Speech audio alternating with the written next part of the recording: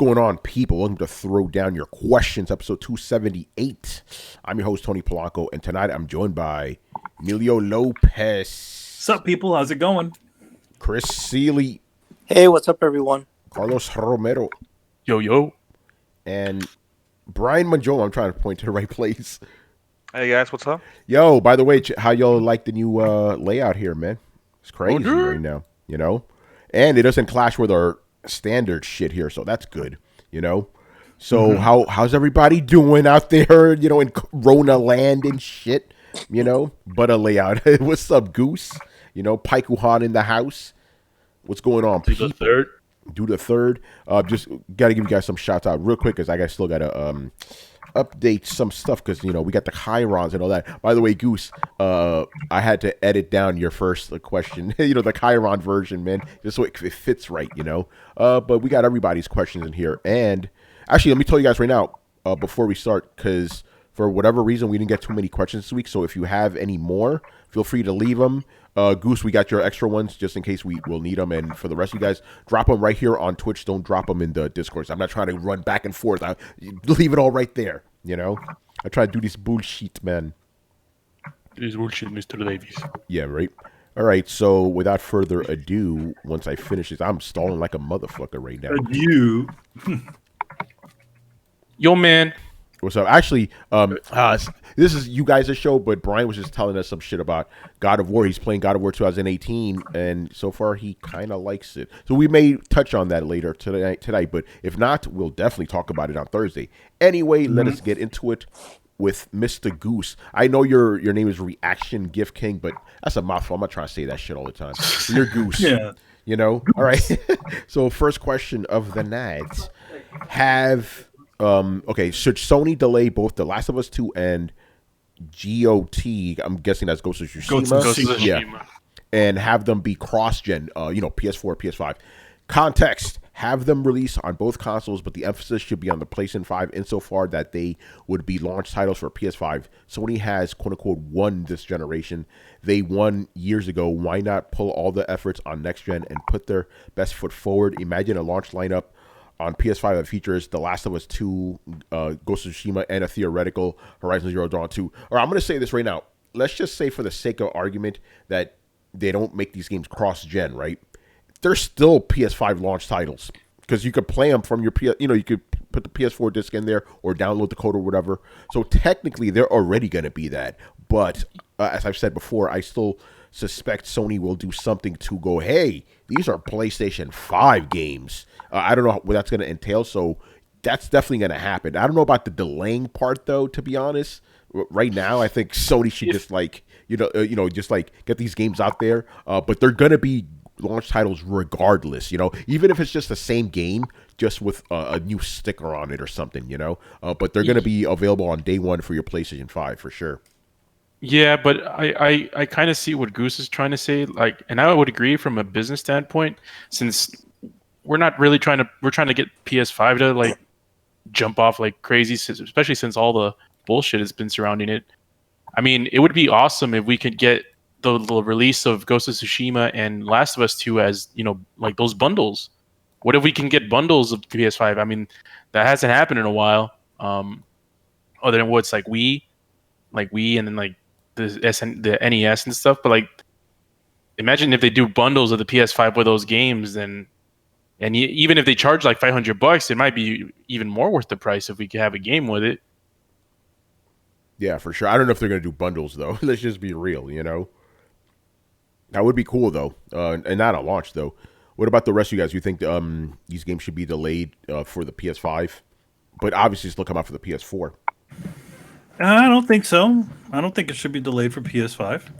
I mean, again, they're supposedly going to be able to run PlayStation 4 games, right? So if I would think they would probably want to make sure that these new titles run on a 5. Yeah. Right? Yo, man, they can get people to double dip. Well, it would get people to double bit, but that's a double-edged sword right there. I mean, right? Nowadays, you're like, okay, you're telling me, already that remember that little bit where Cerny said about 100 titles were, then it got, they had to do fix the information, right? They were like, Yeah. oh, we have 100 titles and more to come or something like that, or like, and people got pretty pissed about that. So as far as this, I mean, it'd be a huge mistake if they come out with these big cornerstone titles and not have them being able to run on the supposed new system that is supposedly backward compatible to the previous generation. Yeah. If these games go ahead. Yeah. If these games, I mean, I would just assume that by default these games, Last of Us 2 and Ghost of Tsushima, would be backwards compatible from the jump. That they would already test all this stuff. They're probably optimized too. Yeah, because this is so close to the launch. Yeah, Chris, what's your take, man? I would say don't delay them.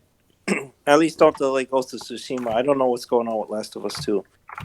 Don't delay it, because from a business perspective, to wait it out and lose out on your market share PS4 right now, which is a huge market share. So you have the potential for millions of sales, and you're like, nah, we're gonna hold it out to push PS5. PS5 will push itself if you have everything from PS4 can play on it. Yeah. So you should cater to this install base now, and then have something else. Like, hopefully, I would think they would have something else planned for the launch, and not just go, you got all the PS4 games. Yeah. Yeah. So I wouldn't hold that back. Yeah. I agree. Don't hold it back. Like, especially now, Sony needs more games and shit. So yeah, for sure. But I see where Goose is coming from, though. Again, I'm curious to see how they're going to.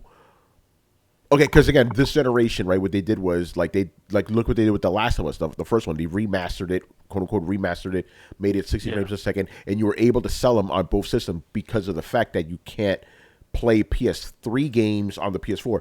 You don't have that advantage anymore, and I'm saying advantage as a business standpoint. You know what I'm saying? Like you can't be like, hey, we're gonna resell you a PS5 game that even because you could already play the PS4 version. But I'm wondering how will they resell it? Because if they can, they will. Yeah. Yeah, I mean, especially with your library, your digital library, especially, like, you have hundreds, maybe thousands of games in your current library. Are those going to port over? Like, if I buy Last of Us 2 digitally and I log into my PS5 day one, can I download The Last of Us 2? Yeah, like that's gonna be. We're gonna have to assume yes, but again, but that leads to my point. I'm like, okay, let's just say PS5 launches, right? You buy day one, and you go to your downloads and shit or whatever, and you say, hey, there's The Last of Us 2 right there, and then Sony theoretically tries to sell you the PS5 version. You'll be like, why the fuck do I need the PS5 version for? I got it on my PS5 right now. Exactly. So I don't know. It's gonna be interesting how they're gonna market this. But so I'm wondering, like, will they do like a sticker where it says compatible with PS5 and PS4? I would think so. Yeah, that seems to be the only like real logical thing. What's going on, Mr. Murdoch? Hey everybody, sorry I'm late. I got sucked into Tiger King. That shit. Yes, is that like everybody knows what I'm talking about. It's happened to all of you. Well, every time I hear Tiger King? Yeah, I think it's something about Tekken. Actually, I honestly don't know. It sounds like a Tekken thing. It's on Netflix. It is. There's no way to explain it. Don't worry about it. Yeah, we're not gonna get into that shit right now. Brett, when you get the chance, just get your lovely fireplace on there because the people love it, man. I'm just grabbing a smoke right now. I'll be back in just a minute, people. Yeah. Whenever you can, man. Good to have you here. Go ahead. I have some questions. Yes. So, the Last of Us 2 was delayed indefinitely, so we don't have a set date. Yeah. But somehow we still have Ghost of Tsushima as a set date. That hasn't been delayed yet. Yeah, exactly. So why, like, if Ghost of Tsushima comes out in June? Yeah, it was literally a month after The Last of Us 2. So why wouldn't they delay that? Because obviously The Last of Us 2 isn't going to release in June. So it's like why would they just leave Ghost of Tsushima that day and then move The Last of Us 2 till the launch of the PS5? I don't know. Maybe. The thing is, think about it like this. This is going off of what you're saying right now. Isn't it possible? Because again, this whole fucking C virus shit. I don't know how long it's going to be lasting for, but I think whatever delay issues they had with The Last of Us 2 with regards to shipping may strike that game too. And it's only a month apart, you know what I'm saying? So I don't know, man. It's a good question. It's delay issues, but it's also, again, it's just retailers. There's nothing stopping them from releasing these games digitally. Yeah. Oh, no, I agree. Other than retailers. And Brett, you know, on the flip side, there's also nothing stopping them from delaying these games because of retailers, you know? Like, yes, at the moment, Ghost of Tsushima has a locked date. That shit could change at tomorrow. Yeah, well, I mean, it's cool. Like, what you have two shitty options. You can either piss off the retailers, you can piss off your fan base. I'm not sure that pissing off your fan base is the wise decision, but sure, cool. Yeah, and I mean, at this point, it seems like it's inevitable that it's going to release close to the time frame of the release of the PS5. So it's like, why won't they just release it at that time to do a double dip on the promotion? They will, but like, can I ask you guys, like, is there a certain point in which you feel strung along, in which you're just like, I'm starting to not care as much? Well, it's the end of a generation, so you know, it's a lot of people are feeling that right now. Well, no, I just mean like the hype train for Last of Us 2 has been going on so long. I'm already almost burnt out on, like, and I keep thinking it's about to come, and it keeps getting pushed back, and I keep thinking it's about to come, and it keeps getting pushed back. I'm just kind of tired of it. At this point, I'm just like, I just don't care as much as I did. I'm not as hyped as I was before. It sounds like you've worked your way back to where I am at. I don't care. Yeah, no, that's exactly where I was. Like, I was stoked, and now I've just walked backwards to like, I don't care. Oh, like for me, it's like then again, my total vision on the whole thing is totally different. I really didn't have any interest in it, you know, when it was revealed. So I'm just like, okay, it comes out when it comes out. I mean, I know people are really excited about it, but for me, it's like, it'll be out. Hold your horses. Yeah, and Brett, I feel the same way. I think that's more just like individuals, because you know with these kind of big titles, like for example Final Fantasy VII, that shit's been the remake has been rumored and teased since like 2006, and we're barely gonna get it in 2020, and people are still equally as hyped for that. So it's like I think I can prove it by way of inverse too. Like when they announced Fallout 4 just like 8 months before it came out, people lost their shit. Like there is an art to the timing of your hype, and I think the stringing it out for a long time, like people still know about it, but it's like there was a fever for Fallout 4 when that shit hit. If you remember that. Yeah, no, I'm not disagreeing with you, but I think for this specific game, the hype is still just as big as it was before. You know, it hasn't diminished yet, but no, there is definitely a certain point that comes to games where you're like, I'm kind of done. Happened to me with other games, like even with The Last Guardian, I'm like, all right, whatever, I'm kind of done here. Shenmue 3, I was like, whatever, don't care. You know, with this game, with this specific game, I was never that hyped to begin with. I'll play it, obviously, but I'm not a big The Last of Us fan like some other guys are. Just because the game's so fucking depressing, I'm like, I'm not trying to, you know what I'm saying? Like, that's not a game I'm going to replay a bunch of times like I do Resident Evil, you know? For some reason, but I want to play it. Obviously, you know. Go ahead, Brett. I thought for some reason the opinion of the room was that everybody was super stoked about it. Nah, never. No, not this room. You know. Not I'm excited for it. I mean, we talked about this a couple of months ago. None of us, like, remember? I think Lorray said that. Oh no, this was a stream. Never mind. But like Lorray mentioned, is the manga god. You know, he said it's the game of a generation, The Last of Us, and I'm like, no, and no one. But the thing is, the rest of us are like, no.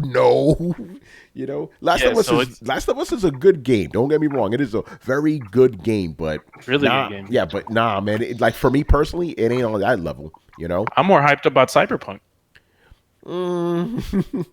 I mean, compared to The Last of Us 2, I am. This is gonna. I mean, by the way, this is just purely a Tony thing. I am more hyped for The Last of Us 2 than Cyberpunk because I know The Last of Us 2 is going to be a shorter game than Cyberpunk. I'll be let out of its grip faster, you know. Tony, you ready for this? Go ahead, bro. You know how excited I am for Cyberpunk. No, I know. Like, actually, who is more excited, you or Brian? That's what I want to know. No, I am not excited. Oh, is it because of the camera? Is it because of the camera? No, because there's a CD Projekt Red. Oh yeah. No, I like CD Projekt Red, but I don't like a lot of the direction they feel they've been pulling the game. Like the concept seemed cool, and I don't necessarily like the execution of the direction. I'm still willing to give it a chance, but I'm very about it. I'm looking forward to that more. Then damn. All right. But Brett, there was never a consensus in the room that everybody was hyped for The Last of Us. Throwdown? No, not really. By the way, which is ironic because we're supposed to be a Sony podcast. Yeah, well, that's the thing. There's this prevalent idea that like everybody's stoked about The Last of Us. No. And I literally think about it, like, no, I don't even mean just this room, like just amongst gamers, but like I don't really know if I've met a lot of people who are super stoked about The Last of Us. Oh, there's a lot. Yeah, I'll show you my Twitter right now. It's just motherfuckers still jerking off, you know. The Last of Us is a zeitgeist game now. It's like people know it. Like a lot of people actually, like a lot of like non-gamers know it because of the story. You can market it now as The Walking Dead, you know. Yeah. Well, it seems to have just a disproportionate cult fan base. I played it. I get it. It's a cool game, but I don't know that it's that super interesting. Well, for you, again, I'm being objective here. I'm just looking. You know, my feelings are separate from the shit I'm seeing. The shit I'm seeing on Twitter is just super hype. You know, and even our Discord, most of the fellas in there are fucking losing their minds for this shit. You know. No, shit, I lost my mind during that E3 trailer. Yeah, right. Watch that clip. I think we still have it on Twitch too. It's just there. Yeah, fucking awesome. Bloodborne has a disproportionate fan base. Bloodborne, that's a game to this day you still see people hyping. To this day, you know. I think that's a standard cult following though. That's something that takes a while. That generally cult followings take a minute to build up steam. They don't go off mass marketing. They spread by word of mouth. Yeah, like that's kind of what Bloodborne did. It's kind of definitely what Dark Souls did. Then Bloodborne got thrown at the very end of the PS4 release trailer, like the bastard redheaded stepchild, and then it was the only one of the launch games to actually succeed. So I think that game actually stands a little bit more on its own merit. I know that The Last of Us has a great story, but I don't know that there are people going back and playing it over and over and over. And no, believe it or not, there are. And there's still dudes playing the multiplayer. There's still dudes playing that shitty multiplayer. It's hilarious. Oh, and I'm going to get eaten alive for saying that right now. I'm sorry. That multiplayer was not all that, man. Yeah, there's still dudes playing it. was not. No, dude. Okay. Yeah. Oh, we're gonna get into this argument, man. Because and I will admit this, right? When I played it, because everybody's telling me till this day, oh, the multiplayer is so great. It's a thinking man's multiplayer. You have to tactics. I'm like, word? Because when I played it, it was just motherfuckers running around shooting each other. Exactly what I hate in a multiplayer. You know, I'm like, fuck this shit. You know, it was very frustrating. It all stems from Uncharted because people are obsessed with that Uncharted multiplayer, and I honestly do not like it. Yeah, Uncharted multiplayer, it's okay. It's okay. Nothing's again. Dudes hype that multiplayer up. That multiplayer, it's alright. You know, but take what I say with a grain of salt because I'm not a big multiplayer guy to begin with. You know. Yeah. But I think the key to getting people into I don't know. To be honest, like the Uncharted multiplayer just felt like another by the numbers multiplayer mode. But then again, I'm not the audience for it, but I feel like sometimes these guys need to sort of try to attract other people to it. I have to say the Uncharted online co-op was really good. Like co-op was good. Yeah, that was great. That was awesome. Yeah, that was great. Yeah. Why can't you do? Yeah. Why don't they do more of that?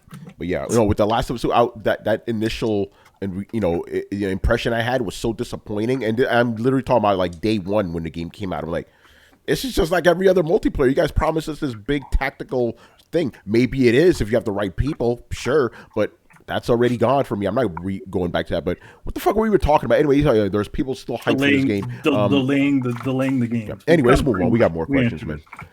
All right, where the hell are we now? I know we got another one from Mr. Goose. All right, next up. How do you guys feel about timed exclusives? All right, Call of Duty Modern Warfare 2 Remastered launch on PS4 and it will be exclusive for 30 days. Personally, I have always thought timed exclusives to be awful for the industry. Correction, awful for the gamers. I hated it last gen when Microsoft did it with Call of Duty, and I hated this gen even though it's flipped over to Sony. I don't see the point of it. What do I get out of Sony or Microsoft depriving one set of gamers a gaming experience for a set amount of time? Very deep. You don't get deprived shit, but they get money, you know? Yeah, and fanboys get, bragging rights, yeah. Bonus points, bragging rights. That's what it is. Like, oh, our shit's better. We got Call of Duty. Where's your Call of Duty at? Xbox. You already know, man. Yeah, for me, I mean, I have every system, so it doesn't really matter, but I understand why people would be upset at it. But I would also understand a company trying to put in money so people would gravitate to their system more. So I see both sides. Yeah, so that's actually my general thing. I do see both sides. Like, it sucks, but at the same time, they got to make their money, so I get it. But at the same time, here's the thing. I'm less harsh on a timed exclusive than I am on exclusive. Because at least with a time exclusive, you hold out, you'll get it eventually. If it's exclusive, then it's like, okay, now motherfuckers need to buy another system just to play it. So that I could see people getting mad about, even though time exclusives kind of suck too. Especially if you're a big Call of Duty head and you got to play. I said duty head, by the way. You got to play fucking. you got to wait 30 days and shit. And here's my thing, derailing a little bit, but I don't give a fuck. How is this going to play out next gen when cross play is a thing? That's going to look really fucking stupid. And think about it. Call of Duty right now, Modern Warfare, right? The redone Modern Warfare. And Warzone, they're both cross-play, right? So how is shit like that going to work next gen? Well, no, it's going to be the same. It's probably going to work the same exact. Oh, wait, are you talking from generation to generation? Like another? No, I'm talking about Modern Warfare. Modern Warfare 2, right? Of the new series. Let's say that comes out, right? And they have a 30-day exclusive for PlayStation, right? But.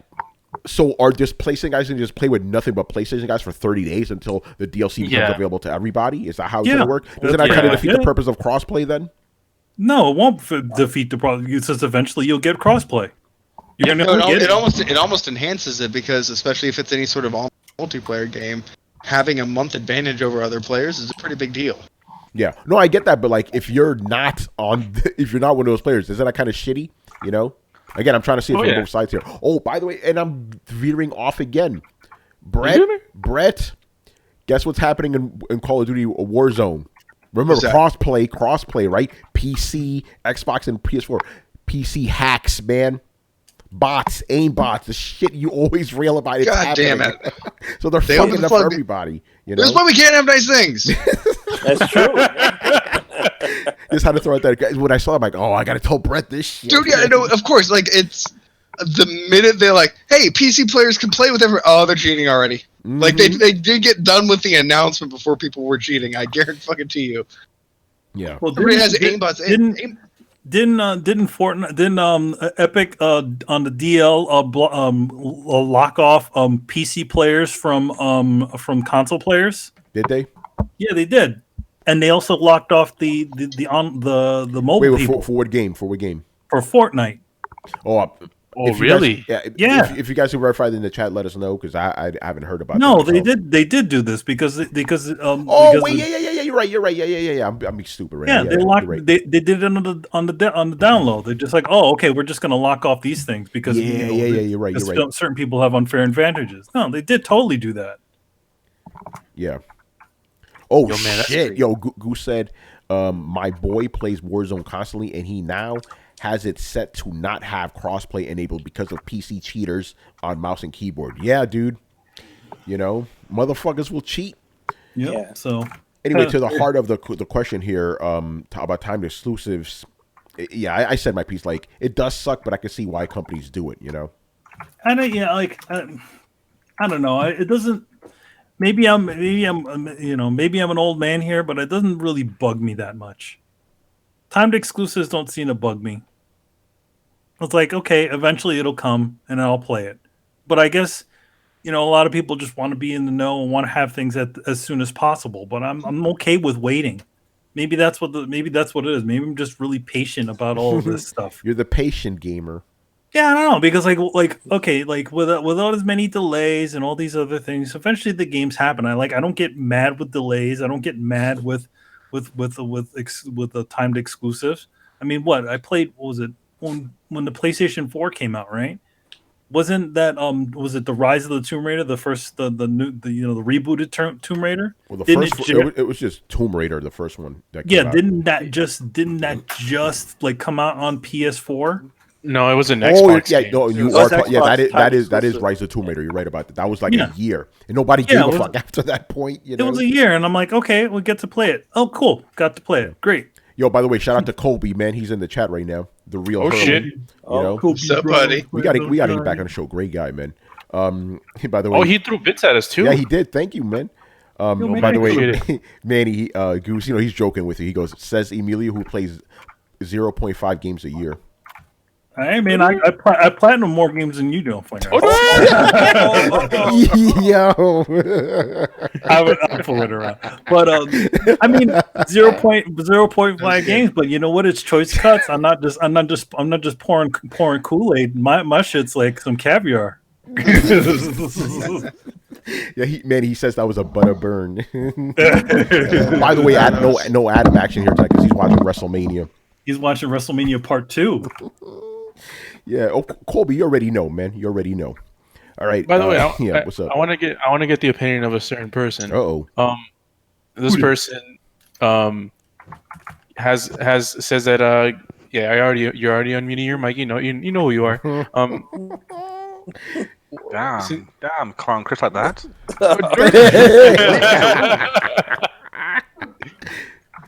So, since you think that exclusives are anti-consumer, do you think that what's your opinion on timed exclusives, especially since from your position, since you don't play games from when they launch, you play them afterwards? They're dumb. Like, they're literally just dumb. Like, why? It's nothing but the corporate just saying, hey, we are going to pay money so other people cannot play this game because fuck those people. But don't you think, like, for example, let's say you're Sony and you're like, oh, I can get the new Call of Duty to be on my console for the first year. From a business perspective, would you do it? From a business point, of course you would, from a business point of view. But then again, you can just find lots of really bad things if you just put from a business point of view in front of it. Because from a business point of view, microtransactions are a godsend. Like take what's it called? Pokemon Go. Pokemon Go. Like grossed like $1.9 billion last year alone. All of microtransactions. So hence, from a business point of view, adding them in every single game is a good thing, and you can't argue with that because the numbers back that up. But still, you have to shitty as all hell. Hence why I'm saying, like, just because it makes sense from a business point of view, just make it not shitty. Yeah. By the way, just quickly here, I want to give a huge shout out to the Tortilla Senpai who's rating us with 15 of her viewers. So welcome to Throwdown, people. Enjoy us ranting and raving about video games for the next 2 hours. All right, continue, gentlemen. So Brian, you, for example, each case is a different. It's a different case. They have different moral equivalencies. Like a time exclusive is not the same as microtransactions. When you have microtransactions and you put them in the face of a child, that's morally that's not morally well done. Yeah, so but I'm still arguing that the idea is just because something makes sense from a business point of view, it doesn't make it a non-shitty thing. Like, I can sit here and say, okay, this thing is good from a business point of view. The season passes are good from a business point of view. You get people to buy stuff that you don't even know exists yet. That's good business. Like, it's good business for them, but it's still shitty. That's what I'm trying to say. Like, I don't see people. I don't like when people try to justify things just because it makes sense from a business point of view. I think that's a really bad argument because then you can say anything is good from a business point of view, and it's like it is, but it's still really shitty to do because it's not that good from a consumer point of view. I always try to look at things from the consumer point of view, and from the sense of the consumer, time exclusives make no sense because then because effectively you are being punished for buying the wrong machine because a company says so. But you're like you should cater to your own audience. You don't have to cater. It's like, oh, should I pay this extra much money to get Street Fighter V on my console and not have the Switch and the Xbox have it? I'm like, why should I care if Microsoft gamers get Street Fighter V when I'm trying to do something for my own squad, my own stakeholders? That's what matters. And it's not, there's nothing wrong with, like we can, just because they're, like you mentioned, they both make business sense, but that doesn't paint the whole picture. Well, yeah, that's just the first filter. It's like, okay, it makes business sense. Second step, does it make sense? Like morally, does it make sense? There's a lot of other filters to take into account. And when it comes to time exclusive, it's like that just makes sense in a lot of ways. It doesn't make sense for Microsoft, for Xbox gamers, and for Switch gamers. But when you're in the position of Sony, should you even care about them? Well, you guys keep talking about the the consumer or the business. Like, I'd like to step in and speak up from the stand of view or the point of view of the quality product. Like, how do you get the best product? Well, you get the best product from a cash infusion. A lot of these things run on very tight budgets. And if somebody offers you money for a timed exclusive, while you're still in development, you can roll that back into your game and produce a better product. And with that in mind, a competitive market often allows that kind of thing, which even first-party exclusives aren't necessarily great for the consumer at first glance. But then when you realize that these are often the most amazing games on the shelves, and they probably wouldn't exist if they weren't meant to be a direct competitive jab to try and create leverage over their main competition. That competition is what breeds quality. And we can talk all day about, what's good for the consumers and what's good for the business, but at the end of the day, isn't a good game the best thing for both of them? I do want to add this, though. This is a game, Call of Duty, that was going to come out on every system regardless, so I don't think that cash infusion is helping it any. Like you're saying. No. Okay, so here's the thing. Yeah. If you have $1 million to make a game and you're going to put it out on every system, right? And then somebody comes to you while you're still developing and says, "I'll give you another $250,000 to give us 30 days of exclusivity." You say, "Okay," your budget on that game just jumped from $1 to $1.25 million. Do you see, like, that money? That money can be. It's the same reason a lot of people do Kickstarters. Like, you use that money. The one of the hardest financial periods for these companies is when they're heavily in development and not producing. Please keep in mind you're talking about Activision here. I don't think their hearts. I'm speaking in general. Yeah, I'm speaking in general, not about Activision. Okay, because we're talking about Call of Duty in this case. I realize that we're talking about Call of Duty in this instance, but I'm speaking in generalities because what's good for one has to be good for the other, right? Like, you can't necessarily take them on a case by case basis depending on how you feel about the company, right? Like you have to believe in an idea regardless of who it applies to. Otherwise, it doesn't hold sound logic. All right. No, so, I just wanted to make sure you understand, because I agree with what you're saying. Generally speaking, it's like this is why time exclusives exist, right? And in some cases, and this is not time exclusive. This is just exclusive. Like Street Fighter V would not exist really without the deal Sony had with Capcom and Bayonetta 2 with Nintendo, all that. But with this case, it's like this shit was going to come out for everybody. Yeah. Anyway, no, this case sucks. This case is just a thing of pure greed. No gamer actually gets anything real out of it. But you can't, if we're going to go speaking in generalities, which is what everybody seems to want to do, speak in generalities too of, the quality of the end product. Yeah. In this case, Activision, you're a dickface.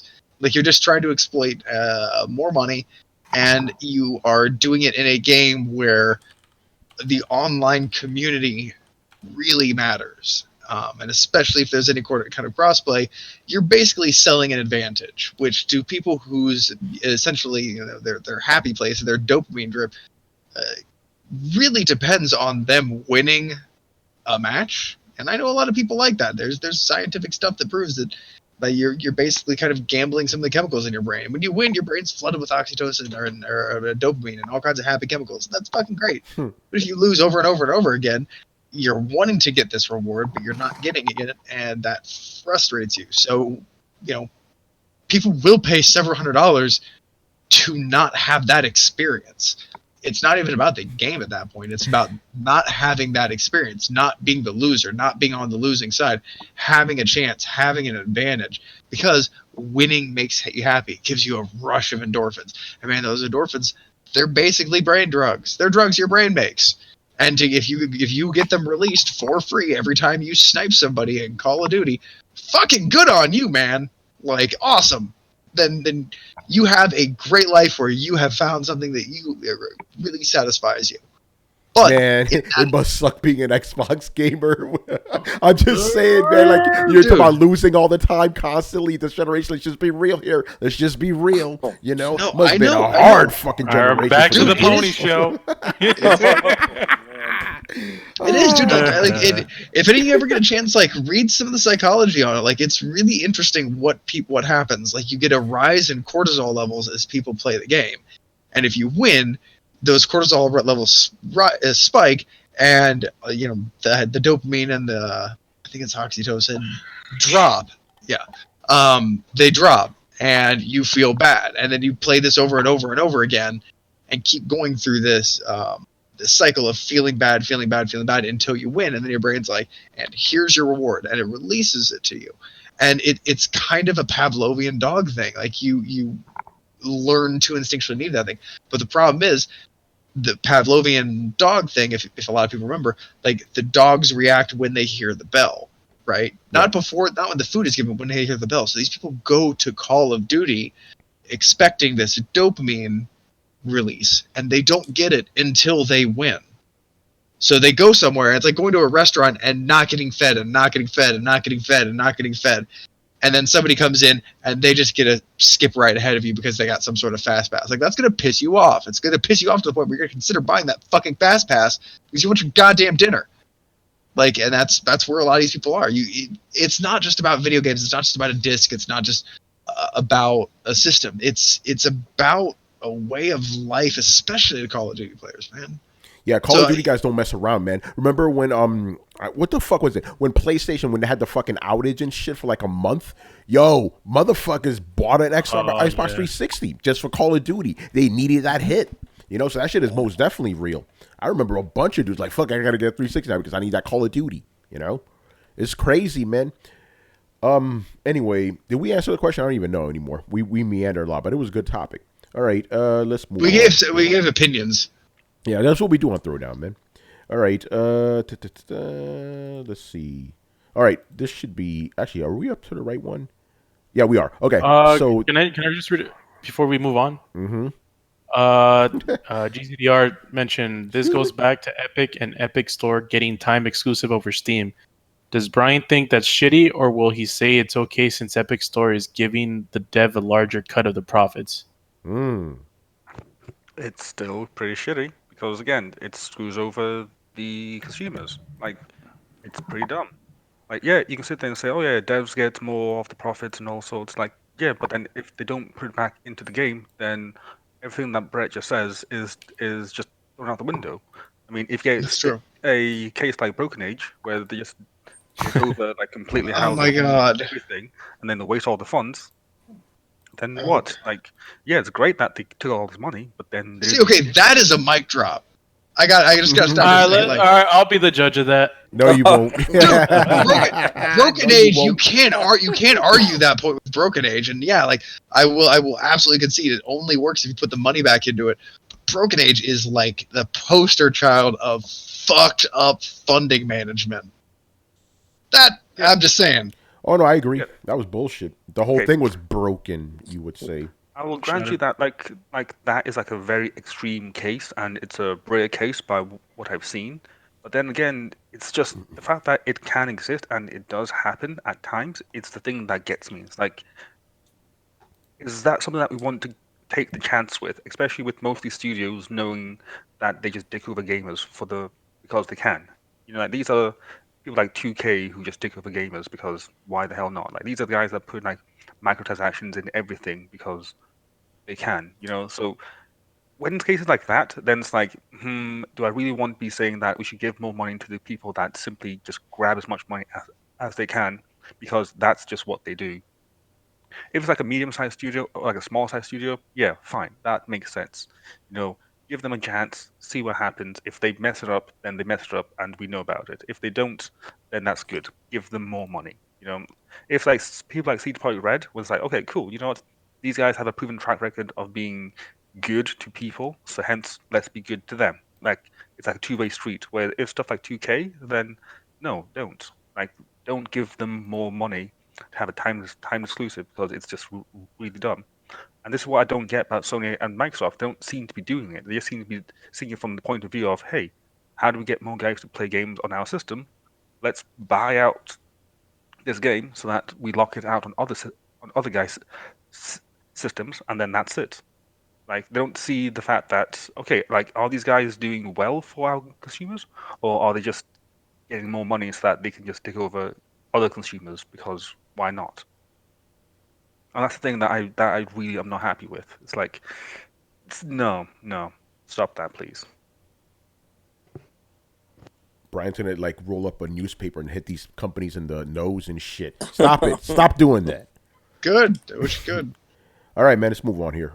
We are up to Johnny W. Uppercut, who asked. Well, first question, just what's going on, Throwdown Crew? How you doing, sir? Yo. All right. His question is, first one is pretty straightforward, but could be complicated. Which console generation out of all the console generations that have ever existed had the strongest ended on the strongest note? PS2. All right, examples? Yeah, God of War 2. Shadow of the Colossus came out at the end. At the end, Shadow of the Colossus at the tail end. And you know what? Since you're throwing it in there, God of War was 2005, right? Mm-hmm. Metal Gear Solid 3 came out that year, or 2004, which was close to it. I believe it was 2005. Also, there was GTA San Andreas was 4, I believe. Mm-hmm. Oh, actually, by the way, when we talk about the closing of a generation, how many years? Yeah, but we have to figure that out. Read the question again. Which console generation out of all console generations had the strongest closing, or ended on the strongest note? Yeah, you can really say it's like maybe the 1 year or 2 years. Yeah, so let's establish that first before we even. Okay, how many years for a closing? I'm in the most extreme. I would say the last year. That would be my last extreme before the new system dropped. Well, no, I don't think it means like who had the best games at the very end. I'm saying like who at the end of a generation looked like I would have to say it was the PS2 Xbox generation. Oh, he's talking about Yeah, you're right about that. Actually, hold on. Make sure you use the word console generation. So, but he didn't say between individual consoles. He's talking about console generation. Yeah, in general. You're right. Like that was the golden age right there. Yeah. I'm gonna agree with that. I got to think about it, but that is a strong candidate. PS3, Xbox 360 ended. They ended so strong. Those games leaked over to this generation. Think about that. No. Whoa. It didn't end so strong that it leaked over this generation. We had a drought of games, and they were just giving us ports because we were paying $60 a pop for them. Hey, I was just trying to give straight to your argument, sir. Yeah, no, I'm just giving straight to your argument, sir. Like those games were so hot, they came over to the next generation. But I see what you're saying. You know? No, I said PS2, Xbox. Oh, PS2. Oh, yeah. No, but that's what Manny was saying. Yeah, okay. I agree with that. What about? When PS2 ended like at the between the end of PS2 Xbox and PS3 Xbox 360, like that was the fucking golden age. Like that was when everything looked the best. It was nothing but sunshine and bountiful fields as far as the eye could see. You know what? Because I was thinking about the PS3 Xbox 360, but that kind of ended a year before the new like, you know what I'm saying? Like we just started getting rehashes of shit. So you're right about that. Yeah, I'm gonna have to. Yeah, PS2 era and Xbox era too. Yeah, shit. I don't think I can argue against that. That's a good. That was the end of those consoles, and every single company at that point in time knew those consoles in left, right, and crooked, and the games looked as good as they could possibly look at the time. God of War 2 came out in 2006. God of War 2 looked like a PS3 game. You know, God of War 3, God of War 2 could have been a PS3 game. That came out 2007, and not the last. The last. Oh my God, the Last Guardian, Shadow of the Colossus. People were like, "Yo, why isn't this shit on PS3?" You know, there is. I mean, Okami's also fits in that section too. That whole bunch of games like that last generation. Also all of the games from not just remember not just one system, but we also had the GameCube and the OG Xbox. Yeah, you have to. Yeah, you have to. Yeah. Like I can't even name the amount of games between. Like just some of Bioware's rated Jade Empire, like Eternal Darkness, Smash Brothers, Soul Calibur, the first Halo. Yeah, like dude, that was like probably one of the definitive points in gaming. Like that was God of War 2 was a 2007 game, but it was still from PS2. Yeah, but that was God of War 2. Yeah, that was God of War 2. God of War was considered end of the generation. Yeah. Think about that for a second. God of War was post end of the generation. Came out in 2007. No, God of War 2. Yeah, God of War 2. Yeah. God of War 2 was that was literally at once with the changeover. It's already PS3 had been is already out, and God of War 2 comes out. But God of War 2, let's be honest, I don't think it lived up to the hype of what everybody thought it was good. Like it was still a good game, but it wasn't the first God of War. It's my least favorite of the God of War games. By the way, we need to be fair here. God of War 2 is actually widely considered to be the everyone's favorite God of War, and I'm saying that to be fair because that is my least favorite game. But that's my least favorite. But I acknowledge. The fact you guys that haven't played Ascension yet. I have. I got the platinum for it. What are you talking about? I didn't say Tony. That's the point. Here's my point. When you're talking about the tail end of one thing going into another, they made God of War 2 because God of War was such a huge critical success, right? Yeah. So if you're talking about hype and like ending strong, when God of War was coming off the hot off the tracks of God of War, it just strengthens the argument. You're not going to find a generation that ended stronger than that. Yeah, no, that's a good point, man. If anybody in the chat wants to object, please do, because I can't think of one. Yeah, it's funny, we're thinking about I was actually thinking about that, because we're coming to a close of this generation. I was thinking about the last generation that really had really hit its stride, and it really was that PS2, Xbox, GameCube era, because at that point it's like right now you're seeing all these new games and they look good, but then you hear about all these frame problems and all kinds of other things. Oh, did he cut out for you guys too? That was ironic. Yeah, he's stuck, the man. best as they could. Well, can you repeat that? You froze. Huh? You have to repeat repeat the last minute of what you said. You froze. I don't know. I'm freezing. No, you're good now. You're good now.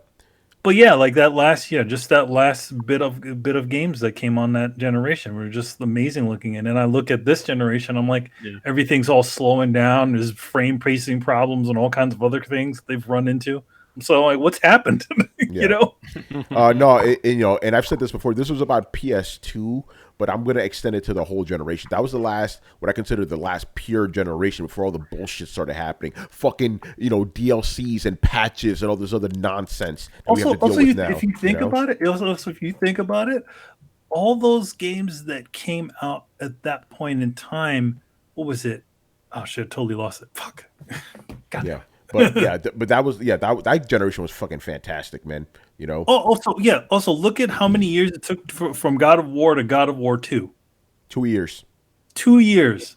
You never hear that sort of shit going on right now. It's at least 5 now. Yeah. Oh, I got to respond. Goose mentioned that PS3 ended strong. Too, to be fair, I have to object to that point. PS3 ended so sparsely that I remember having podcasts with these same gentlemen talking about how there are no games because they're saving them for the next generation, only to find out that for the first year of the next generation, they still only threw us the same scraps that we had, but ported.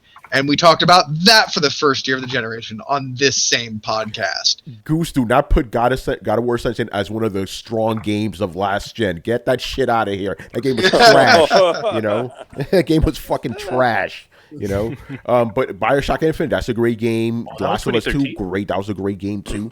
BioShock Infinite was not as good as BioShock though. Uh-oh. Hey man, don't hate on Infinite, man. I like that game. Yes, I'm not. Basura. Goose, get that shit out of here. Are you saying it compared to the original? Because I'll fight you. No, the original is better, but Bioshock Infinite is a strong title. No, I'm not saying it isn't, but it just if we're comparing, because wasn't the Bioshock PS2? Or was that PS3? No, that's PS3. Okay. Yeah. Yeah, all the Bioshocks are. All the Bioshocks are PS2. Okay, that there is an argument for PS3. Yeah. And I think the Mass Effects. Mass Effect 3 came out, didn't it?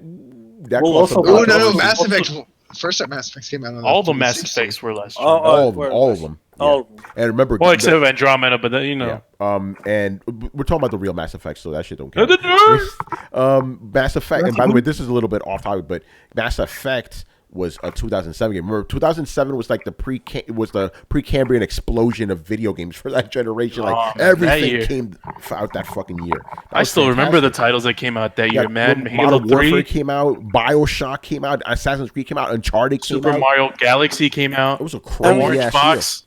Shit, but if you think about PS2 was manufactured for like almost 14 years. Yeah, that's right. Yeah, that's how strong the titles were. It was strong. 2007 was fucking amazing. We'll never see that shit again. This generation, I was waiting for that 2007 moment. Never came. No, never came. 2017 was the closest. It was close. That was definitely close. But it's all about the 7, son. Lucky 7. Yeah, man. Yeah. Can't wait for 2027, man. Yo. Maybe, right? Things will be better by then, Oh, man. All right, let's move on here. Where the fuck are we? Oh, boy. Oh, I know who it is. This is still Johnny W. Uppercut, though. Oh, I thought it was a Damien question. So I was like, oh, shit. That's next. Okay, is Capcom truly back by relying on Resident Evil remakes as a temporary boost compared to who Capcom was in the 90s and early 2000s? No, Capcom is not back, man. Like that, I would say that, and I've said this before, Capcom did great this generation by reestablishing who they are, and that's all great. But next gen, we need to see some new fucking IPs. You set the groundwork, which is good. You reestablish that you guys can put out some good fucking games. That's great. Now we just see new shit because you can't just keep riding the coattails of your old stuff. Isn't that what I said before? That's what we've been saying this shit forever. Yeah, we've been saying this for years. Yeah, we've all been saying that. And we also mentioned the fact that it's like, they're on a good trajectory, but they still haven't. This generation, just think about this: they haven't released a good fighting game this gen. No, they haven't. Let's just be real here. Let's just be real. Street Fighter V is good now, but it wasn't good before, and nobody's trying to dive back into that shit. And Marvel's get that shit out of here, man. Yeah, that shit out of here. That game sucked. Yeah, and Capcom's forte is fighting games. So if they get that back, and some new IPs, then we could say Capcom's back. I'm not gonna say they're going to be on the level of the 80s. 80s and 90s Capcom. Only Konami was touching Capcom back in the day. And Sega. But yeah, nah, Capcom could never be what it once was. Have y'all played Lego? What's going on? Soviet Pix, man. Welcome back. Lego Star Wars. Yeah, back in the day, I played that shit. I don't think we have anything more to add to that one, to be honest. Yeah, I mean, again, you can't really say that like they're walking the right road. Yes, but now they really need to show. They need to really shine, and that's not just putting a spit shine on an old, like a 20-year-old or 30-year-old game. Yeah, sorry. Barry Burns says Mega Man Legends with the RE engine. Could you imagine that shit, man? Everybody, Mega Man has pores and stuff like that. All right, let's move on here. We got. Oh well, Tony. One more. Go ahead, Brett. A genuine question. Live in a weird time. Wait, you're cutting out, bro. Oh. You're cutting out, Brett. Got it. Hold on. Let me get closer. Hold on. We live in a weird time where we saw the emergence of a new type of media. Now, every type of media tends to have its classics, books. Movies, things like that, plays, they're all told and retold time and time again, and that's kind of been a classic tradition, right? And they're told through new lenses or through new scopes and things like that because they enter public domain. Is this normal? Is this going to be the way gaming is, where we're releasing the same game kind of shined up every 15 to 20 years? Because they still fucking print Treasure Island. Will they always print Super Mario? We're getting that collection. Yeah, so. yeah, we are. Yeah, we are, Brett. Okay. Yeah, I think so. In however different configurations you could think of, like think about how many Marios didn't we get this generation just because of the Nintendo Mini or whatever, all that. Yeah, so it's gonna keep happening, which is I don't think it's bad because the gaming industry does a horrible job of game preservation, and if efforts like these kind of keep that going, that's great. But at the same time, there's still a lot of games that will never get preserved, which people would love, Yeah, but at that same time, like there was a point in which we weren't bothering to preserve games. We were just making them, and those were our best production years. Yeah. I don't think that's coming back because they see how much money they make off of remakes and re-releases and all that other stuff. But I don't think that they see the long game. I don't think that they see that. Most businesses don't. Let's just be honest. Yeah, but here's the thing: making a new Assassin's Creed Assassin's Creed game next year is good.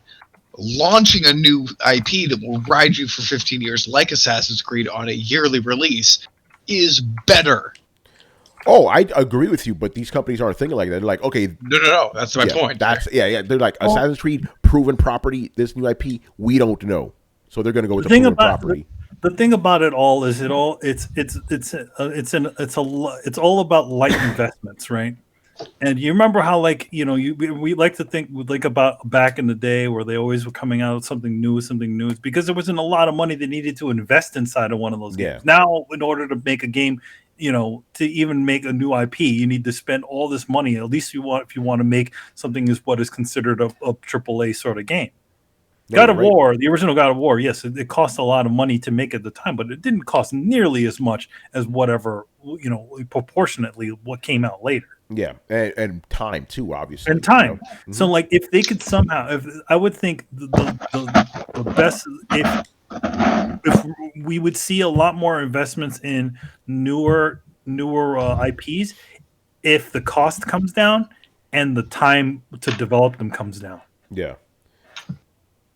Yeah, they got to develop something because it takes too long to release top games. Yeah, and it's sad, the only thing that Capcom, which is considered new IP-ish, right? Deep down, that's not even there anymore. There's no talk about it at all. It's gone. All right, man. Let us move on to the next question from Mr. Damien. What's up, Damien? Right. So, by the way, interesting. This question I actually did see posted on Twitter earlier this week. So the question is, after the delay of The Last of Us 2, do you think Sony should do like Square and release a demo to appease fans and make up for the delay and for not being at PAX East like they had planned to? Yes, release a demo. Release a demo. Release a demo, man. I think that's a no-brainer. Release a demo, Yeah, I agree. I don't think, no objections here. Release a demo. No, I mean, again, this is the thing about this. Just to add more to it. This shit is delayed indefinitely. We don't know what the fuck shit's coming out. Why not put a demo out?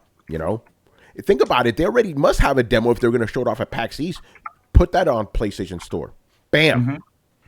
That's it. You don't even have to do anything. You just put whatever you're going to do on in the fucking show floor. That's it. Mm-hmm. Even it's, I mean, they're not gonna put the full game obviously, but even if it's just like a time thing, like okay, after an hour the shit stops playing or whatever, do something, man. You got to give people, like Adam said, you got to give them something, Yeah, give them a little something to give them a little taste, and maybe it would be nice if and this is just wishful thinking. But what if the things that you earn, like some of the things that you earn out of a demo, you come over to the regular like game? Resident Evil 3 had a demo, and you could do that. You could like get the bobbleheads or whatever, and it translates to something in the main game. What the hell is it again? What do you get in the main game? I don't even know. Yeah, I don't know. But we've seen demos like that before, where you get a demo, you complete it, and then you get some shit in the main game. I think that would be a fantastic idea for The Last of Us 2. And again, the demo already exists. You had it ready for PAX East, so you don't have to do any more crazy stuff, We'll see what Sony does, but again, I think that would be a wise decision. All right, So moving on to Damien's next question. All right, other than the PlayStation 3, PlayStation consoles are... by the way, let me finish this one because I know as soon as I read this next part, somebody's going to jump in. Even me, I'm like, hold on a second. All right. Other than the PlayStation 3, PlayStation consoles are normally small and appealing with the overclocking and variable speed of the CPU and GPU. Do you think PS5 may follow the Xbox Series X and have a different and unusual look? Before we answer the question, the PS4 and PS4 Pro are not sleek and small. They're fucking huge. The PlayStation 4 itself is like 11 pounds, man. That shit is. You can kill somebody with that shit. As far as compared to the 3. No, compared to the 3, obviously, it's slick. It wasn't really a monster when it first came out. It was relatively flat for that one. But I think the thing is, like, visually, yes, but you got to take the weight into account. PS4 weight, correct me if I'm wrong, people. You guys could let me know in the chat. I believe the PS4 weighs more than the PS3, even the fat one. I could be wrong about that. No, I said I could be wrong. I'll be right back. Yeah. I'll be right back. Yeah, I said I could be wrong about that one.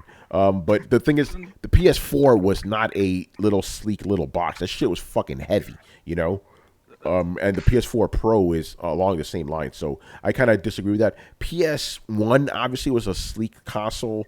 PS2, I don't know. The guys are saying the PS3 weighs. Hold on, the PS4 doesn't weigh more than the OGSP, but I get you, Tone. Okay, yeah. Again, I wasn't make a definitive statement there. I wasn't sure. Isn't like the PS4 like base like as big as the PS3 Slim was? Because I'm sure that I had them like both together at the same time, and they were roughly the same size. Yeah.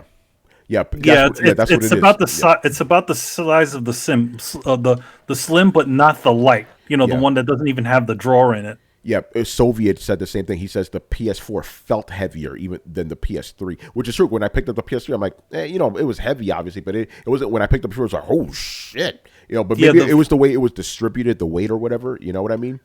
The original 4 is 6 pounds and 6 pounds 17 ounces. Let's see what the old. Are you sure about that? Third shit was 11 pounds. According to this, it says the PS4 weighs in at 6 pounds 11 ounces. Interesting. PS4. Let's look this up. Now we're going to get into like 17 ounces. Excuse me. Yeah. And now I got to look at the 3. I have a better source. I have a OG PlayStation 3 and an OG PlayStation 4. So all right. Anybody want to do their predictions before I give you the numbers? Hold on. What do you have again? The PS3 Fat, the OG, and the OG PS4. I'm gonna go. Even though, despite what I said, I'm gonna go with the PS3 being heavier. Yep. PS3 Fat, 11 pounds exactly. PS4 OG, 6.4 pounds. Interesting. Pretty much what I just said. Yeah, I think I had my consoles mixed up. Then, You remember, but I confirmed it. Yeah, man. Listen, on Throwdown, we don't throw out falsehoods, man. We got to get you shit. You got to get you the real stuff. 3 was fucking heavy, man. Like that shit. The Fat was like that was a fat console. Yeah. By the way, people, in case you don't know, when we say PS3 Fat, we don't mean FAT. We mean PHAT. The fat one. But I mean, as far as the sleek, if they want to go sleek and crazy shaped. Oh yeah, that's a harder question. Do we think the PS5 is going to be nice and slick looking, or are they going to do something really out there like Xbox Series X?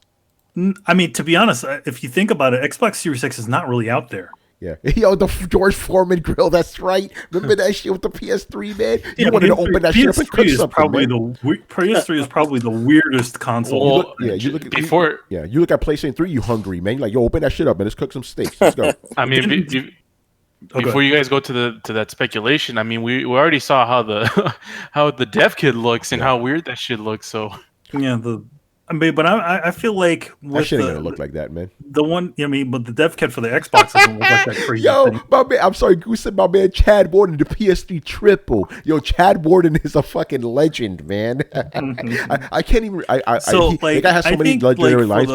Manny, can you hear me? I don't think the Xbox Series X, current thing. I don't think. Am I skipping? Yeah, Carlos, let him finish. After you finish, you can't hear Tony. Oh, but Tony says he wants to hear your thought. Oh, okay. Fuck. This is weird. Anyway, so I don't think that the new Xbox is actually that weird. It's actually quite economical. Like it's very well built the way it is. Like and it all fits like Tetris together. But I do think that Sony might go a little odd with their shape. But I hope, hopefully, I hope that they don't do that fucking U thing that the dev kit looks like. Fucking whatever the hell that is. All right, I'm gonna reset myself so I can hear people again.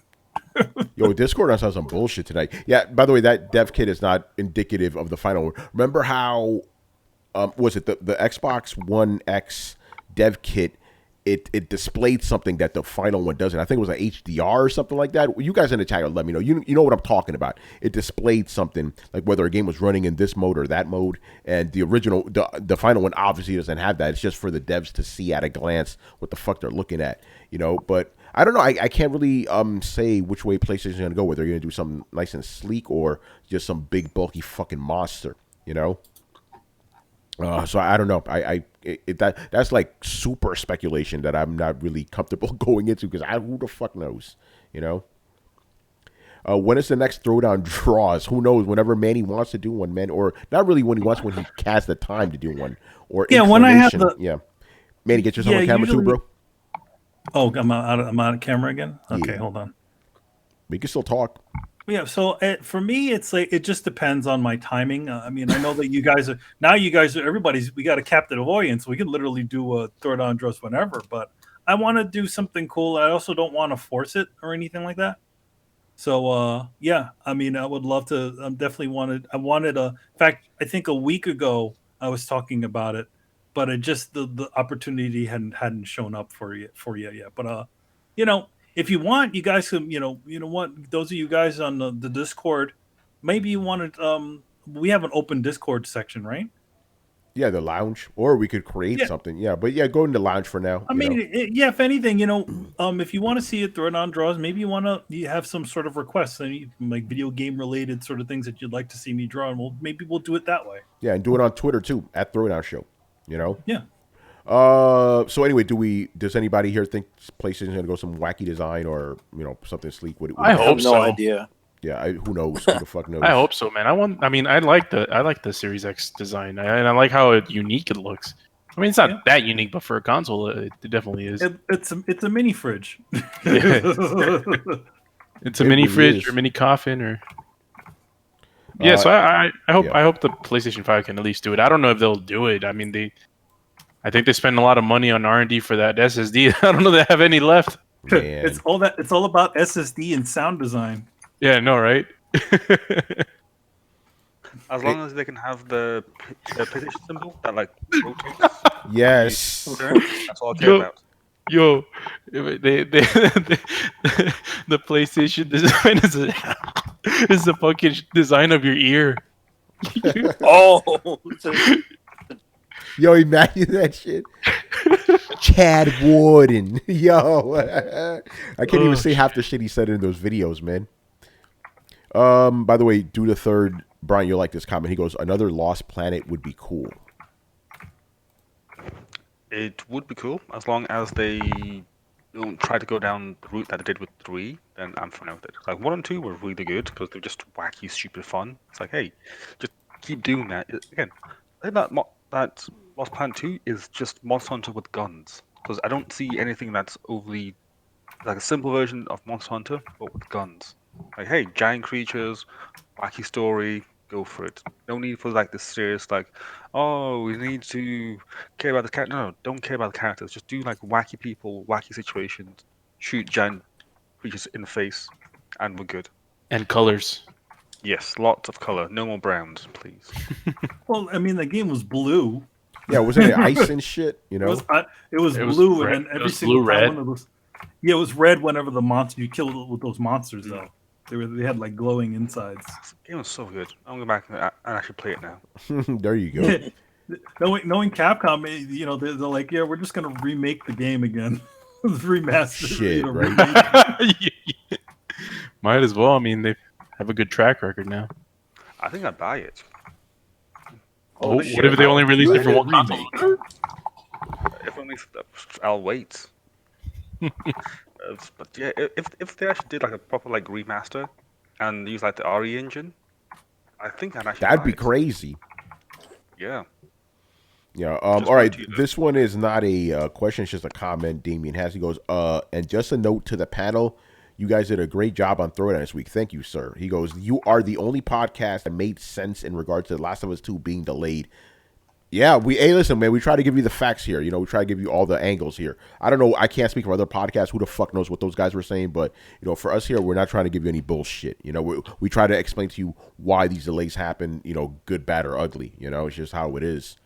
Yeah, we're not gonna. I mean, if it's gonna be, yeah, like why they're not only just gonna lock it down just because of one thing. It's definitely gonna be that, Yeah, and then he also says, not all of my questions are trying to make Sony look bad. Sony just seem to be doing a lot of that these days. As we've been saying the whole year, Sony's been fucking up. Yeah, if there's any time to be a Sony hater, it's this time, man, because they're fucking up. I just love the fact that how Damien hasn't listened to the Throwdown. We were bashing Sony for 2 months. Pretty ironic, Oh man, but you got us now. We're here, man. All right, let us move on to GZDR. And again, I said this to you in the Discord. I'll say now, brother, please chill on the spoilers. All right. So his first question is, what game would you like to see include a sim of another genre within it? For example, I like to see a driving sim within a 007 game using the cars and driving mechanics from Gran Turismo or Forza Motorsport. Interesting. Was it Everything or Nothing? Didn't that have no, it didn't have a sim game, but it did have what was that? What the fuck was that game? Burnout. The car sequence was essentially like Burnout, right, Chris? Yeah. It was like a Burnout light. I think he's that's exactly what he means. Shit like that, Yeah. Yeah. Okay.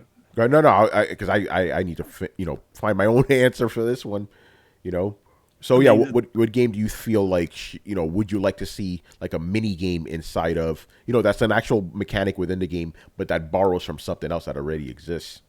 I mean, to be honest, like that game has already kind of been made, but I would say like Nier Automata. Yeah, right. That's true. Literally has like 3 different genres of games inside of it, like a beat 'em up / like bullet hell / side scrolling shooter, like Contra. Over the top.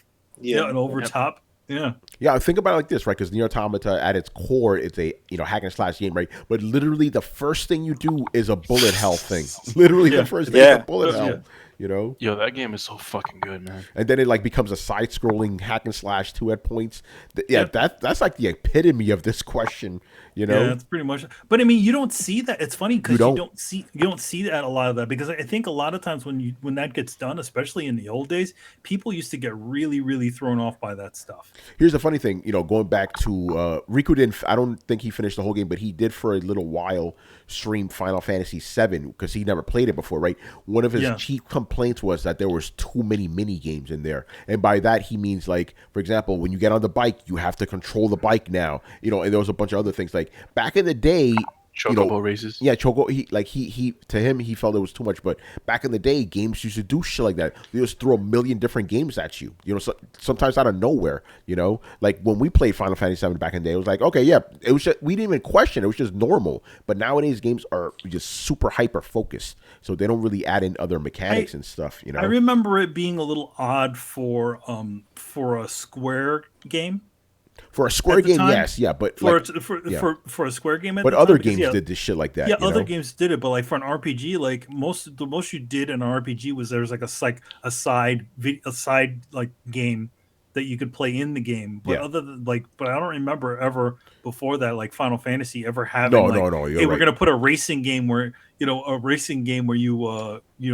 slash the other cars, or the RTS thing that they put in there. Or the little jumping timing quest thing. Yeah. So so basically, games did that a lot, but you're right. RPGs did not do shit like that back in the day. No, not really. That They went crazy. By the way, more recent games, even though, I mean, by recent, I mean like 20 years ago, Sly Cooper, those games had a lot of mini games in them, because, it's like when you're sneaking around and stuff, it's kind of like a stealth game. And then like when you're picking locks, you get this other mini game. And then when you're Bentley, he goes into this other hacking mini game and stuff. Like those games had a lot too in them, Mm-hmm. The third game was pretty guilty of that. Like, I remember people complaining about that one. It was so bad. Yeah, but the question is like, okay, now that we're giving examples, now let's talk about what games we want to see shit like that in. That's a little bit of a harder question. I know. Yeah, I can think of games we want to remove stuff from, like remove fucking platforming from Doom. Oh, GZR says, how about a full-fledged Texas Hold'em game? Texas Hold'em inside of Red Dead Redemption. Texas Hold'em? Hold on, let me just do a tribute to someone that can't be here right now because man on man action. They need to put some table tennis on GTA. Yeah, right. Well, you want to hear something? You want to hear something crazy though? At the time, he thought that was going to happen. Hey man, it's not a ridiculous theory though. It was not a ridiculous theory because it came out. The table tennis game came out not far before the actual Grand Theft Auto game, and he thought, oh man, since they put that in there and they have all these other games in there like bowling and darts and all that other stuff, tennis. Where's the table tennis? No table tennis. Yeah, you could do that in a bar or something. Yeah. So yeah, his theory wasn't like unfounded or whatever, or his desire, I should say. His desire.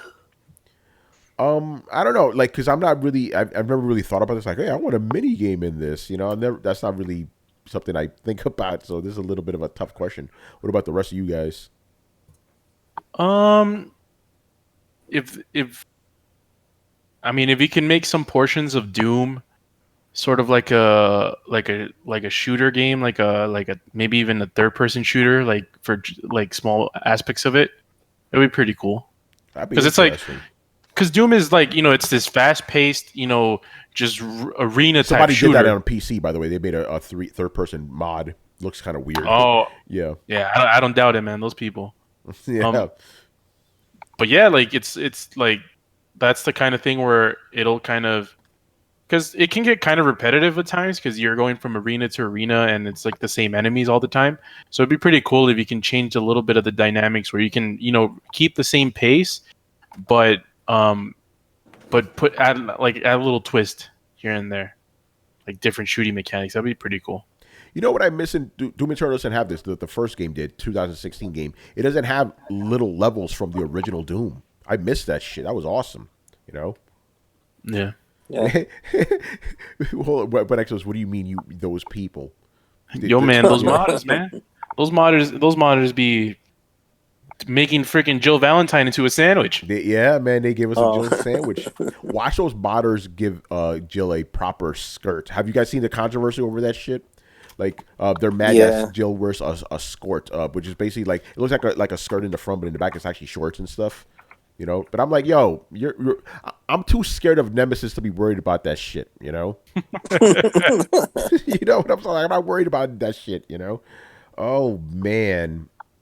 It's a tough question. It's a good question, GZR, because I'm stumped. Because again, that's not really something I desire. I'm like, whatever, game's the game. I'm guessing the rest of you guys are in the same boat. Like, what about? I have a question for Manny. Excuse me? Yes, sir. So Nier Automata, would you add another type of gaming mechanic to it, or would you just leave it like that? Like, would you think it'd be too much if they had another one? Well, I mean, it's weird because the game sort of like skirted on everything. Like even the previous Nier game, like the first Nier game, they did all those same things that this one. They just didn't do it very well. Yeah. And then they also had a text adventure. There was a text adventure in the original Nier. Yeah. By the way, I was gonna use Bayonetta as an example because I remember that had a lot of mini games. Oh yeah, but the thing is, like, then I was gonna stop myself because I'm like, fuck that game. I haven't played that game in so long that I forgot. Then I remembered. Oh wait, Manny just finished Bayonetta. So I haven't finished Bayonetta yet. I'm still. I thought you finished. Okay. I finished Vanquish. Okay. So what? would I mean? Because I remember there's like Space Harrier in that shit. You know? Oh well, I hear that's later on in the game. I haven't gotten to that section yet, but okay. I did. Like there is all these little things. Like there's like a little mini a mini shooting game that's one of them. There. Yeah, there's one of that. Yeah. You know, it's funny. Like I was playing all these different things. And I'm like, holy shit, what the fuck is all this stuff in here? Oh, that Bayonetta is a love letter to Sega, man. Like I'm not. I swear, like it was literally like there was literally a sort of a light gun game that's in there. Yep. Then there's all these other little tiny mini games that you can play in there. I'm like, well, I just wanted to beat the shit out of things, and I got all this other stuff. Yeah. So Manny, get ready for Space Harrier. That's in there too. Yeah, I know that's Afterburner. That's Afterburner. Yep. I didn't know there was an Afterburner one, but I know there was a Space Harrier one that was later on in the game. Man, GZR, he's asking you a question now, Manny, specifically. He's still on this topic. Yeah, sure. Would Manny like a sketch mechanic in L.A. Noire 2 where a victim comes to the precinct and describes a criminal and we, as the cop, has to sketch out the suspect? Whoa. I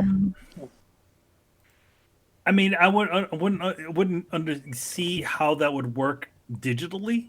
Unless you were able to get it, and not everybody's an artist, so it's not actually.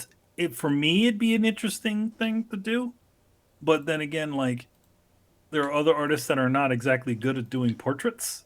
So how would it figure out if you got the sketch of that person right? You know? Yeah, that's a good question.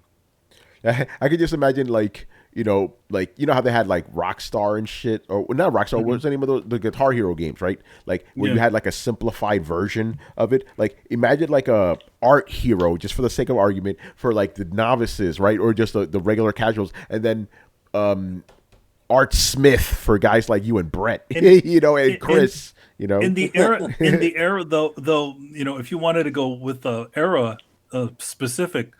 There weren't actually a lot of sketch artists that were on the police forces, or at least ones that were very good. So what they used to do is they have a template that they used to have different eyes and things that they would kind of trace to try to get an image that was close enough for the people. So maybe something like that within the game, Yeah. So it would probably be something like that. Like, but I think you do that in LA Noire. I don't remember. It's been a long time. There was a mission in there where you kind of cycled through the different eyes and different faces. I could have sworn there was something like that. Yeah. If any of you guys remember in the chat, let us know. I completely don't remember. But it wasn't a sketch artist thing. It was like you had to kind of choose the different from a bunch of different eyes and different noses, and then get it. But yeah, I mean, I would say like. For me, I think it would be interesting, but at the same time, I probably don't want to do that. Goose says you're right, by the way. Goose says you are correct, sir. I got that memory right there. Yeah. I haven't played that game in years. I think I got the platinum in that one too. Yeah, I got the platinum in it. Yeah. I actually have the remaster or whatever they did to it. I have that. I haven't played that yet. Yeah. The faces of that game are fucking incredible, man. I mean, I haven't seen what it looks like in HD because they supposedly redid everything. Interesting. All right, let us move on here to. I was going to say the last questions, but Goose, you threw a couple questions at us, so we're going to throw them in there because we want to keep this party going, man. Get the party going. All right, next question from Mr. GZDR. Amazon is entering the streaming gaming arena in a major way. By the way, they've delayed their shit till next year. Just get that out there. I mean, was it Amazon? No, because Google Stadia is already out, so it must have been Amazon. I'll double check. Anyway, Amazon is entering. Yeah, it was Amazon. It was Amazon. Okay, so they delayed their shit, but I'm like, who was waiting for it? I mean, to be honest, it's like they should have. Stadia launched too early, so it's smart of them to kind of step aside a little bit. I agree. So the question is, what third-party publishers would Amazon? Hold on. My bad. I didn't edit this. What third-party publishers would they have to buy to get people to pay attention to them? Talking about Amazon streaming, or whatever the fuck they're calling it. So yeah, see, I don't know, man, because I don't think any of the big guys are gonna let themselves be bought. They're gonna have to do time exclusives. They can't buy a publisher, I don't think. No, I mean they already have a publisher already. I realize Amazon has a shit ton of money, but do you think EA's gonna let themselves be bought out like that? I don't know, man. No. I mean, Bungie maybe. Aren't they what, again? I don't think Bungie's ever gonna let themselves be in that situation again, man.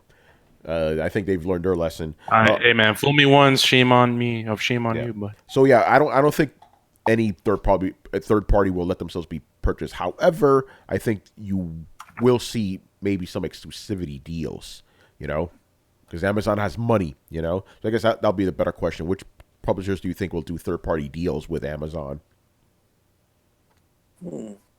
Anyone who doesn't have a storefront already. Yo, that's a good one. I agree with that. Whoever doesn't have a storefront, so that means EA and Ubisoft are good. Man, Epic Games. Imagine if CD Projekt Red did it, Brian. Oh no, wait. No, they have GOG. They have GOG. They have GOG, don't they? They have those. Yeah, they have GOG, man. Nice try. And Nice. it's free. Nice try. Yeah, I'm free, so you can buy a game and put it on any PC and it'll work. Yeah, I'm free, baby. Think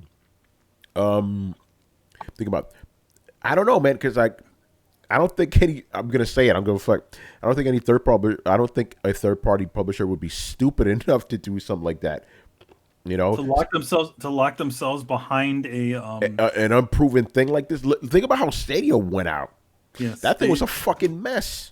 Stadia. I mean, to be honest, everybody was, championing Ubisoft being a part of it, but at the same time, they really only dipped their toe in by putting a bunch of old games on it. Yeah, they really didn't do anything new. Yo, remember what was it? 15 games and like a quarter of them were Tomb Raider games or something. It was fucking crazy. Yeah. It was a bunch of Tomb Raider games. And old Ubisoft games. I don't know if that's, I think that was just them trying to get them dip their toe in and see how the shit worked. But I don't think they were really going to do a serious investment. They're going to put like lock something behind it, unless there's something that they're doing that is that works with them. But I don't think so. Hold on, what did Goose just say here? What Bethesda put Eternal on there, but Doom Eternal, that's right, and the lag was too much. Yeah. The game runs on there, just runs bad, But I mean, at the same time, it's like, isn't it just running a PC? Like, it's just running a PC. It is running a PC, but you have an instance, but it's lag. It's a streaming lag. Yeah. Who gives a shit? Like, oh, look, they said it looks nice. Like, yeah, I'm sure it does. I remember I called out that bullshit when they said that they had all this compression, all this stuff, and they could get all this great. I was like, nah. Yeah, that sounds like ain't happening. Man, yeah. So I don't think any company would be stupid enough to do that. After the blunder that was Stadia, they're gonna be like, nah, we're gonna wait and see on this shit. We'll put our games on your store, but that's it. No exclusive. Maybe you'll get some indie exclusives, sure, but third parties, I don't know about that, man. I really don't. But I mean, what they could do though, because they own Twitch, right? Like they could try to get a bunch of those their Twitch influencers to be down with that whatever they're using. Like in other words, essentially, because the biggest part of Twitch is that it's essentially an advertising platform, right? Yeah. These guys are advertising these products to all these different people. So what if they did something like that? What if let's just say for the sake of conversation, Ninja was still on Twitch and they just said, oh hey, they popped Ninja a bunch of money and they got him to play Fortnite on Amazon Stream. Well, Ninja's on Mixer right now, Well, no, I was saying for the sake of conversation. Gotcha. By the way, another question though: who is the biggest person on Twitch now? I have no idea. Yeah, somebody could. We don't keep up with the shit. Let us know. No, but you're right about that. It's like they could just throw a bunch of money and shit. Yeah, they just take the maybe top 10 streamers on there and be like, hey, would you be interested in just testing this thing out and broadcasting it to all your fans on here? And they'd be like, we're giving you money. Yeah. Killer Instinct says Dr. Disrespect is the biggest guy on Twitch now. But Soviet says James Sky or some shit. Some shit. By the way, if that was an actual name, I wouldn't know. I don't keep up with these people, My name is some shit. Some shit. You know, how come he isn't banned? I'm pretty sure that's not this person's name. You know, Dr. Disrespect. Dr. Disrespect is that guy with the mustache, right, and the glasses and the fucking the mullet. Remember we got kicked out of E3 for filming in the bathroom? That's right. Yeah. I don't watch these people, man. I really don't. You know, call me old fashioned, maybe. Not interested. I'm not interested in watching some other dude play games when I can just play the game myself. You know, not dissing the influencers. Do what you got to do. Make your money. You know what I'm saying? Do your thing, but not for me, man. And yes, I realize the fact that I'm saying this as I'm streaming live. As you're streaming live, and you have streamed video games live. Yeah. By the way, No, I know, but I've never been ashamed about saying this. Like, yeah, I find it ironic how I do not like game streaming, but people like it when I game stream, which is kind of interesting, you know? Yo, man, because you entertaining, son. I guess I am, apparently, you know? But especially with all them noises you make, you and Carlos. Yeah, Carlos, man. Oh, God. Yo, man. Excuse me? Gotta have something. All right, man. Not like me. Yeah, man, he's just like, yo.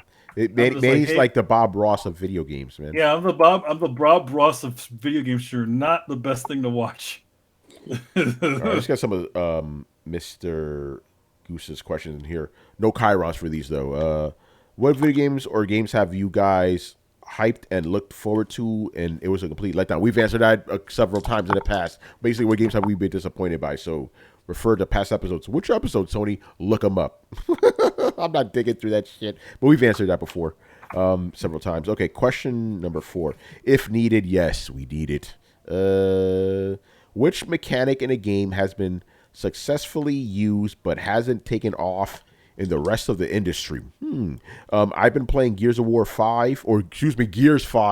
You know, I've been playing Gears 5 again, and it kind of hit me that Cliffy B was really onto something with the active reload, which is a mini game essentially. Yeah, that's a mini game. That's true. Yep. I don't need to tell you the rest. You guys know what the active reload is. Surprised if it never took off in other third-person shooters. It can name others, but I'll let you have it. Yeah, the thing is, the active reload, that's such a video gamey thing.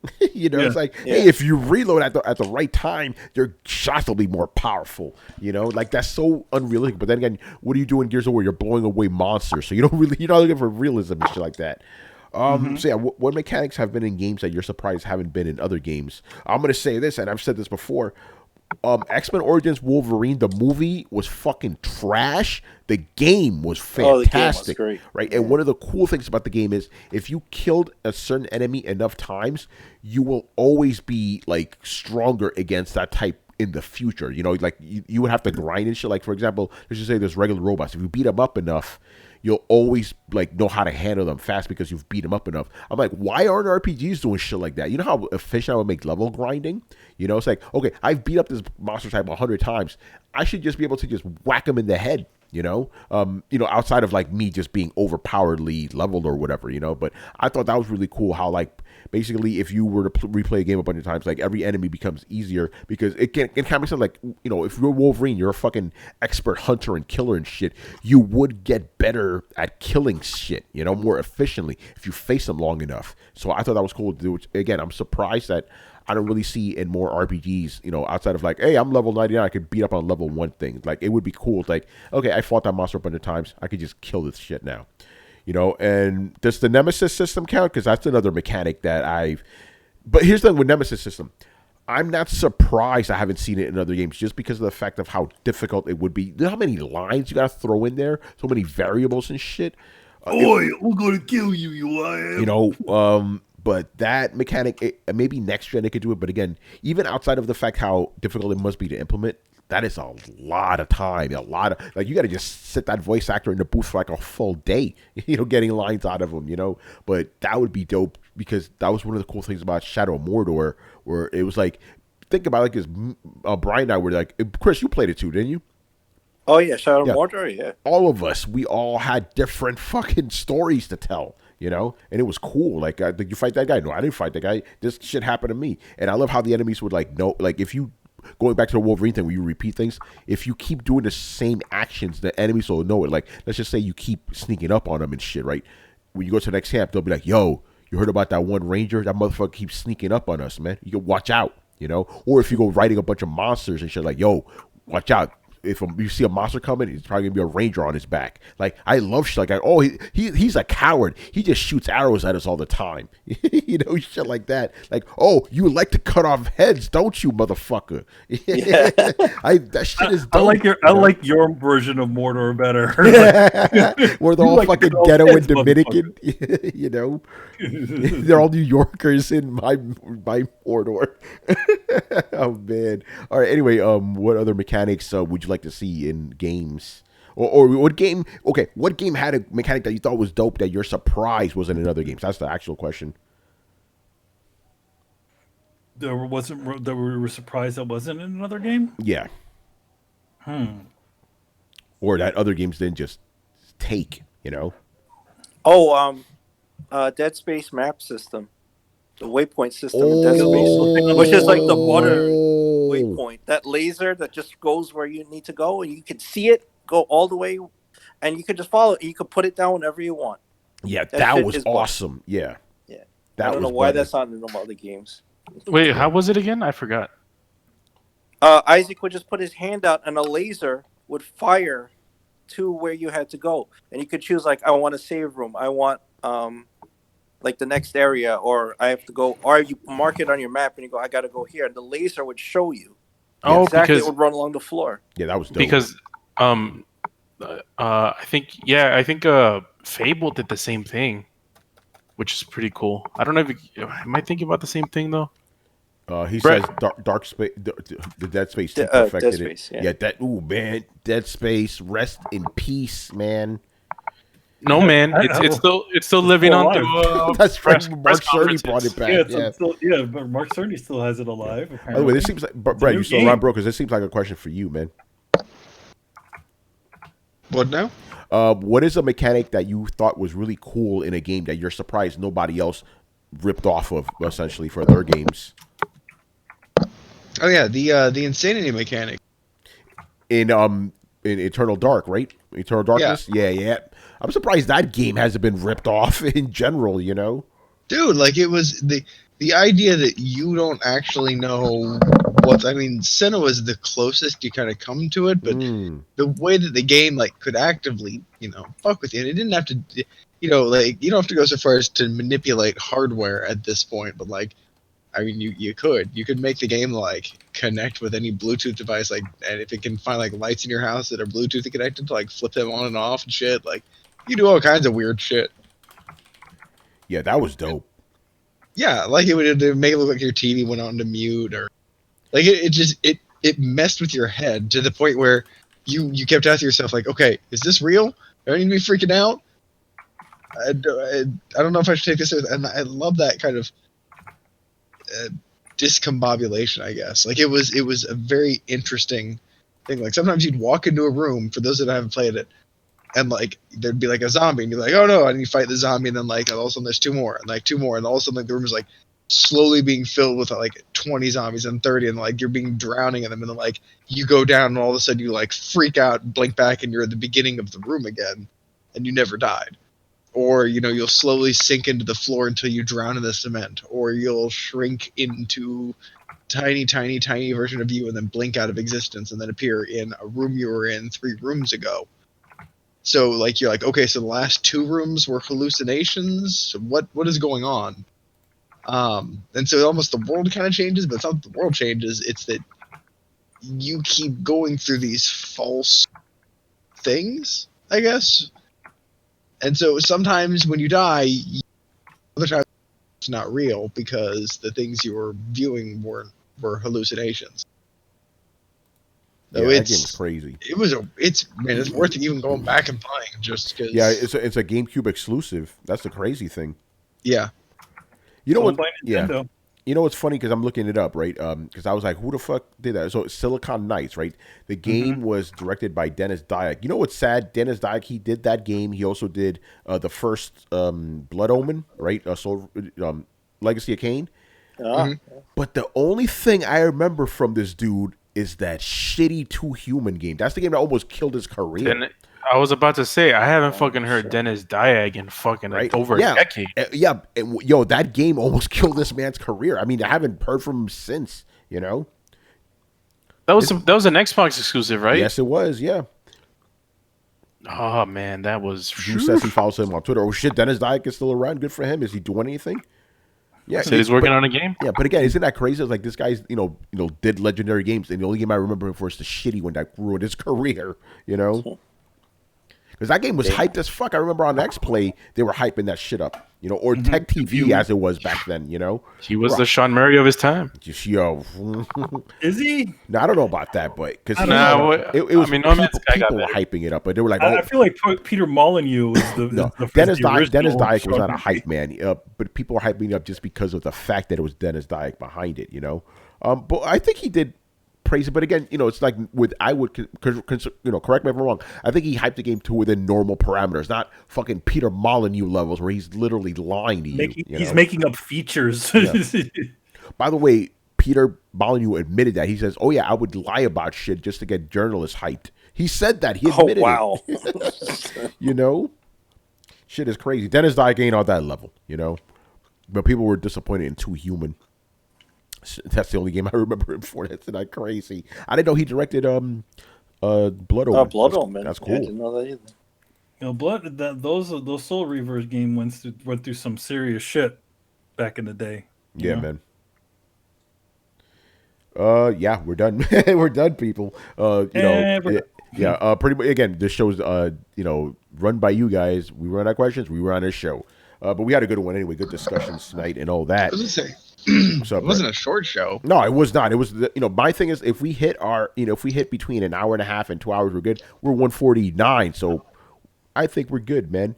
And as usual, actually not as usual, as I will say now until things get better, please take care of yourselves out there. Shit is crazy. Do what you can to keep yourselves physically and mentally sane, especially mentally sane. Because I see dudes are slowly losing it on Twitter because of isolation and shit. Like, yeah, man. It's interesting. It's interesting because it's like I don't know. I'm like, maybe people are just not okay with the not seeing other people for a bit. Manny, not everybody is artists and writers.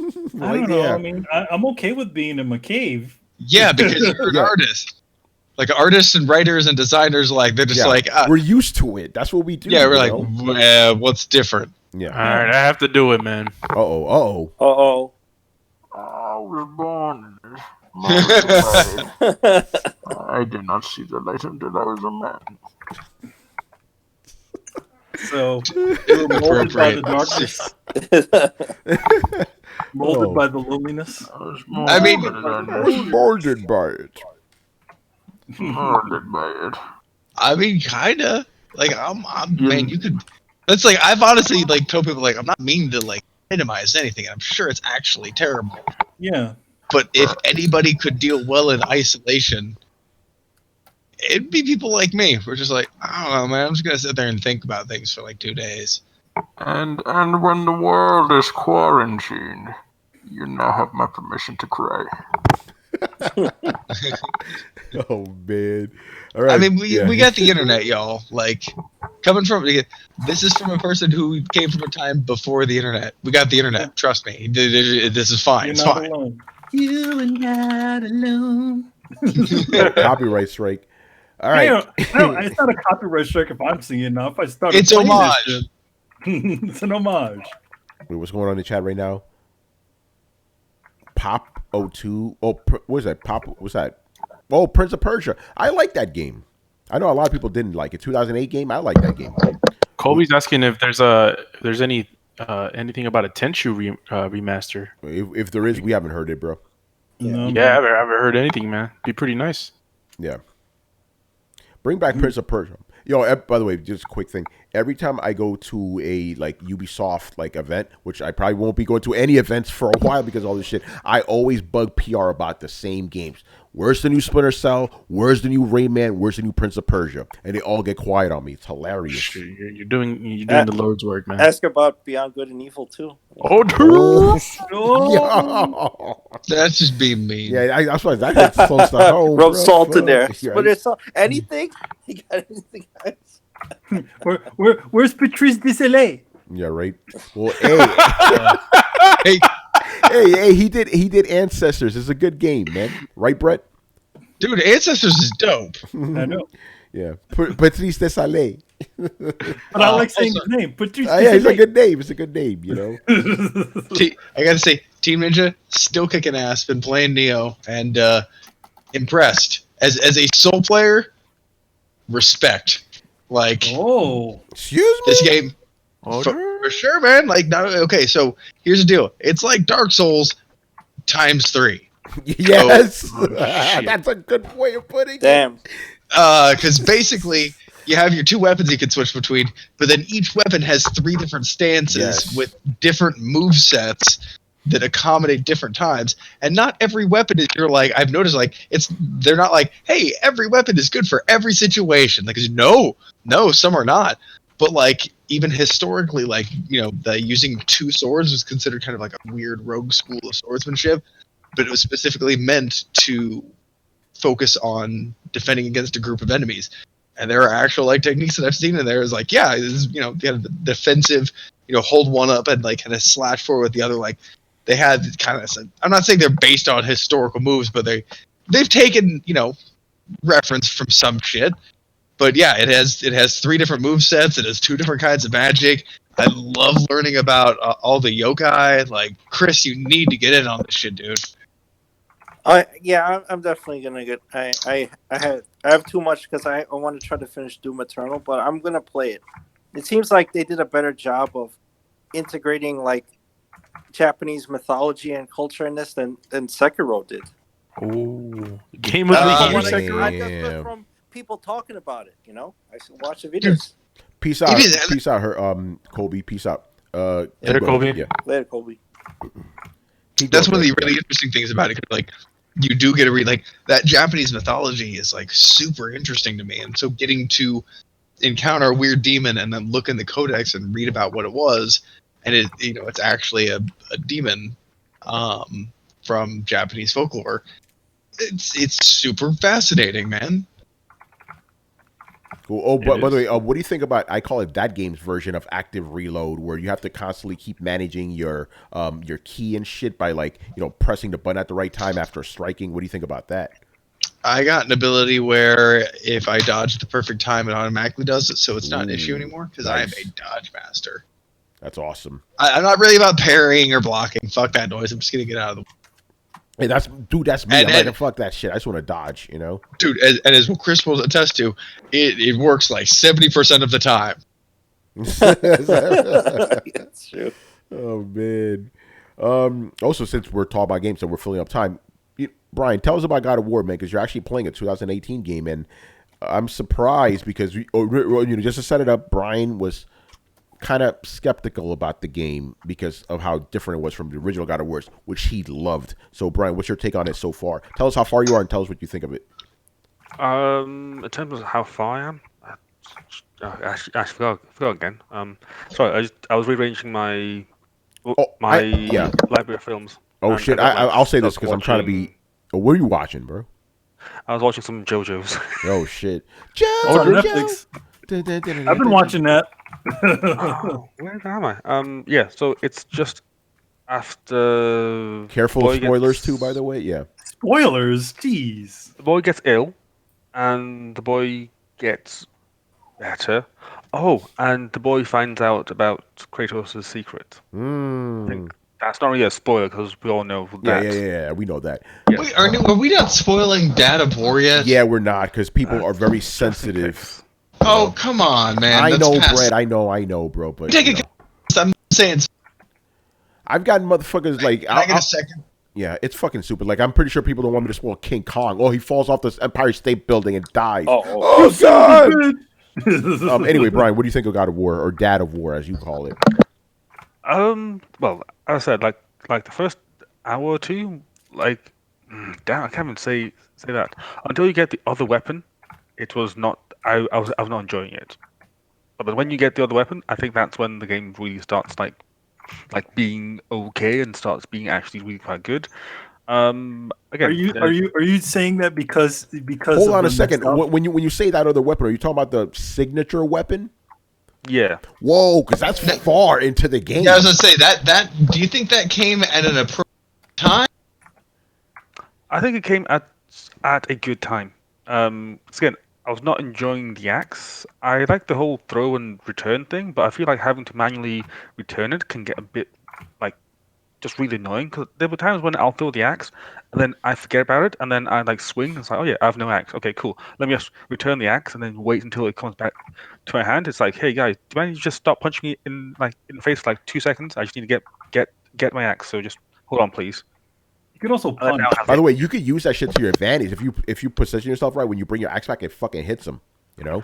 I have noticed that it's still annoying in the times when I just forget about it. Like there's been times when I just like walk away and like, oh yeah, my axe is like all the way back there again. God damn it! You just wait. Well, Brad, here's the thing. Until you get the other weapon, the game is pretty much it's almost you almost play it like a shooter. Like you don't definitely. Your combo is your secondary attack. You're mostly what you're doing is throwing and returning, throwing and returning, and throwing and returning. Yeah, definitely.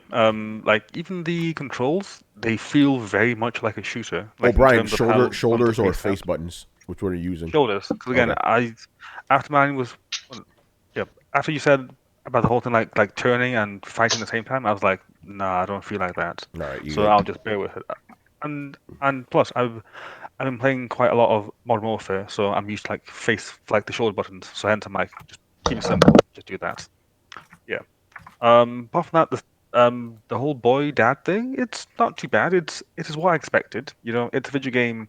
Like, oh, I'm a dad, I'm a son. You know, like I I I've seen those like peaks and troughs before, so hence I'm not too surprised at it. But it's still nice. You know, it's still nice how he's trying to like teach his son like to not be an asshole. And I'm at the point now where I want to punch the boy. I want to punch the boy. That's the point in the story where I am at. Because I'm just like, boy, like you're lucky that I don't just smack the crap out of you. Oh, bro, yes, man. I felt the same way. I'm like, yep. Do you know how much a backhand from Kratos would hurt? Dude, the backhand from Kratos would send through a mountain. It'd kill you. Yeah. That was the other thing.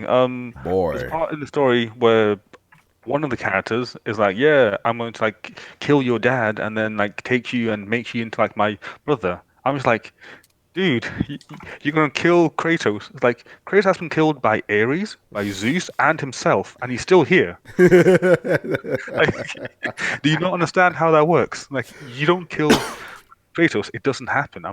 I'm so sorry. So I'm like, I feel so bad for you, because like, when I come for you, like, yeah. And then that part of the story happened. I'm like, damn it.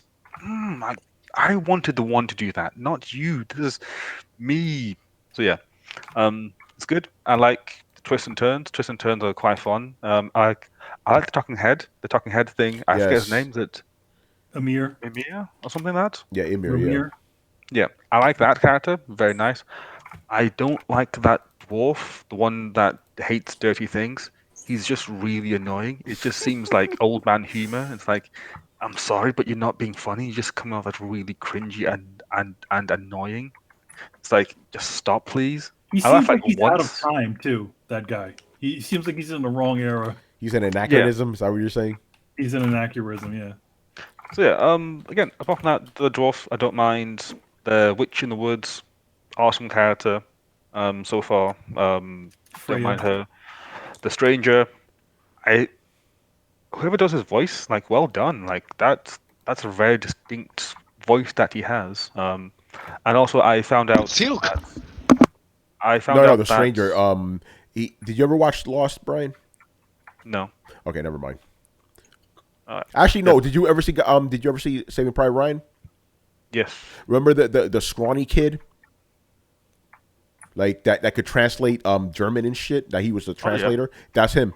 That's a stranger. No way. Yep. Nice. Did they do a motion capture off of him, or is it just the voice? Yeah, they did. Yeah, motion capture. Oh, nice. Yeah. Sweet.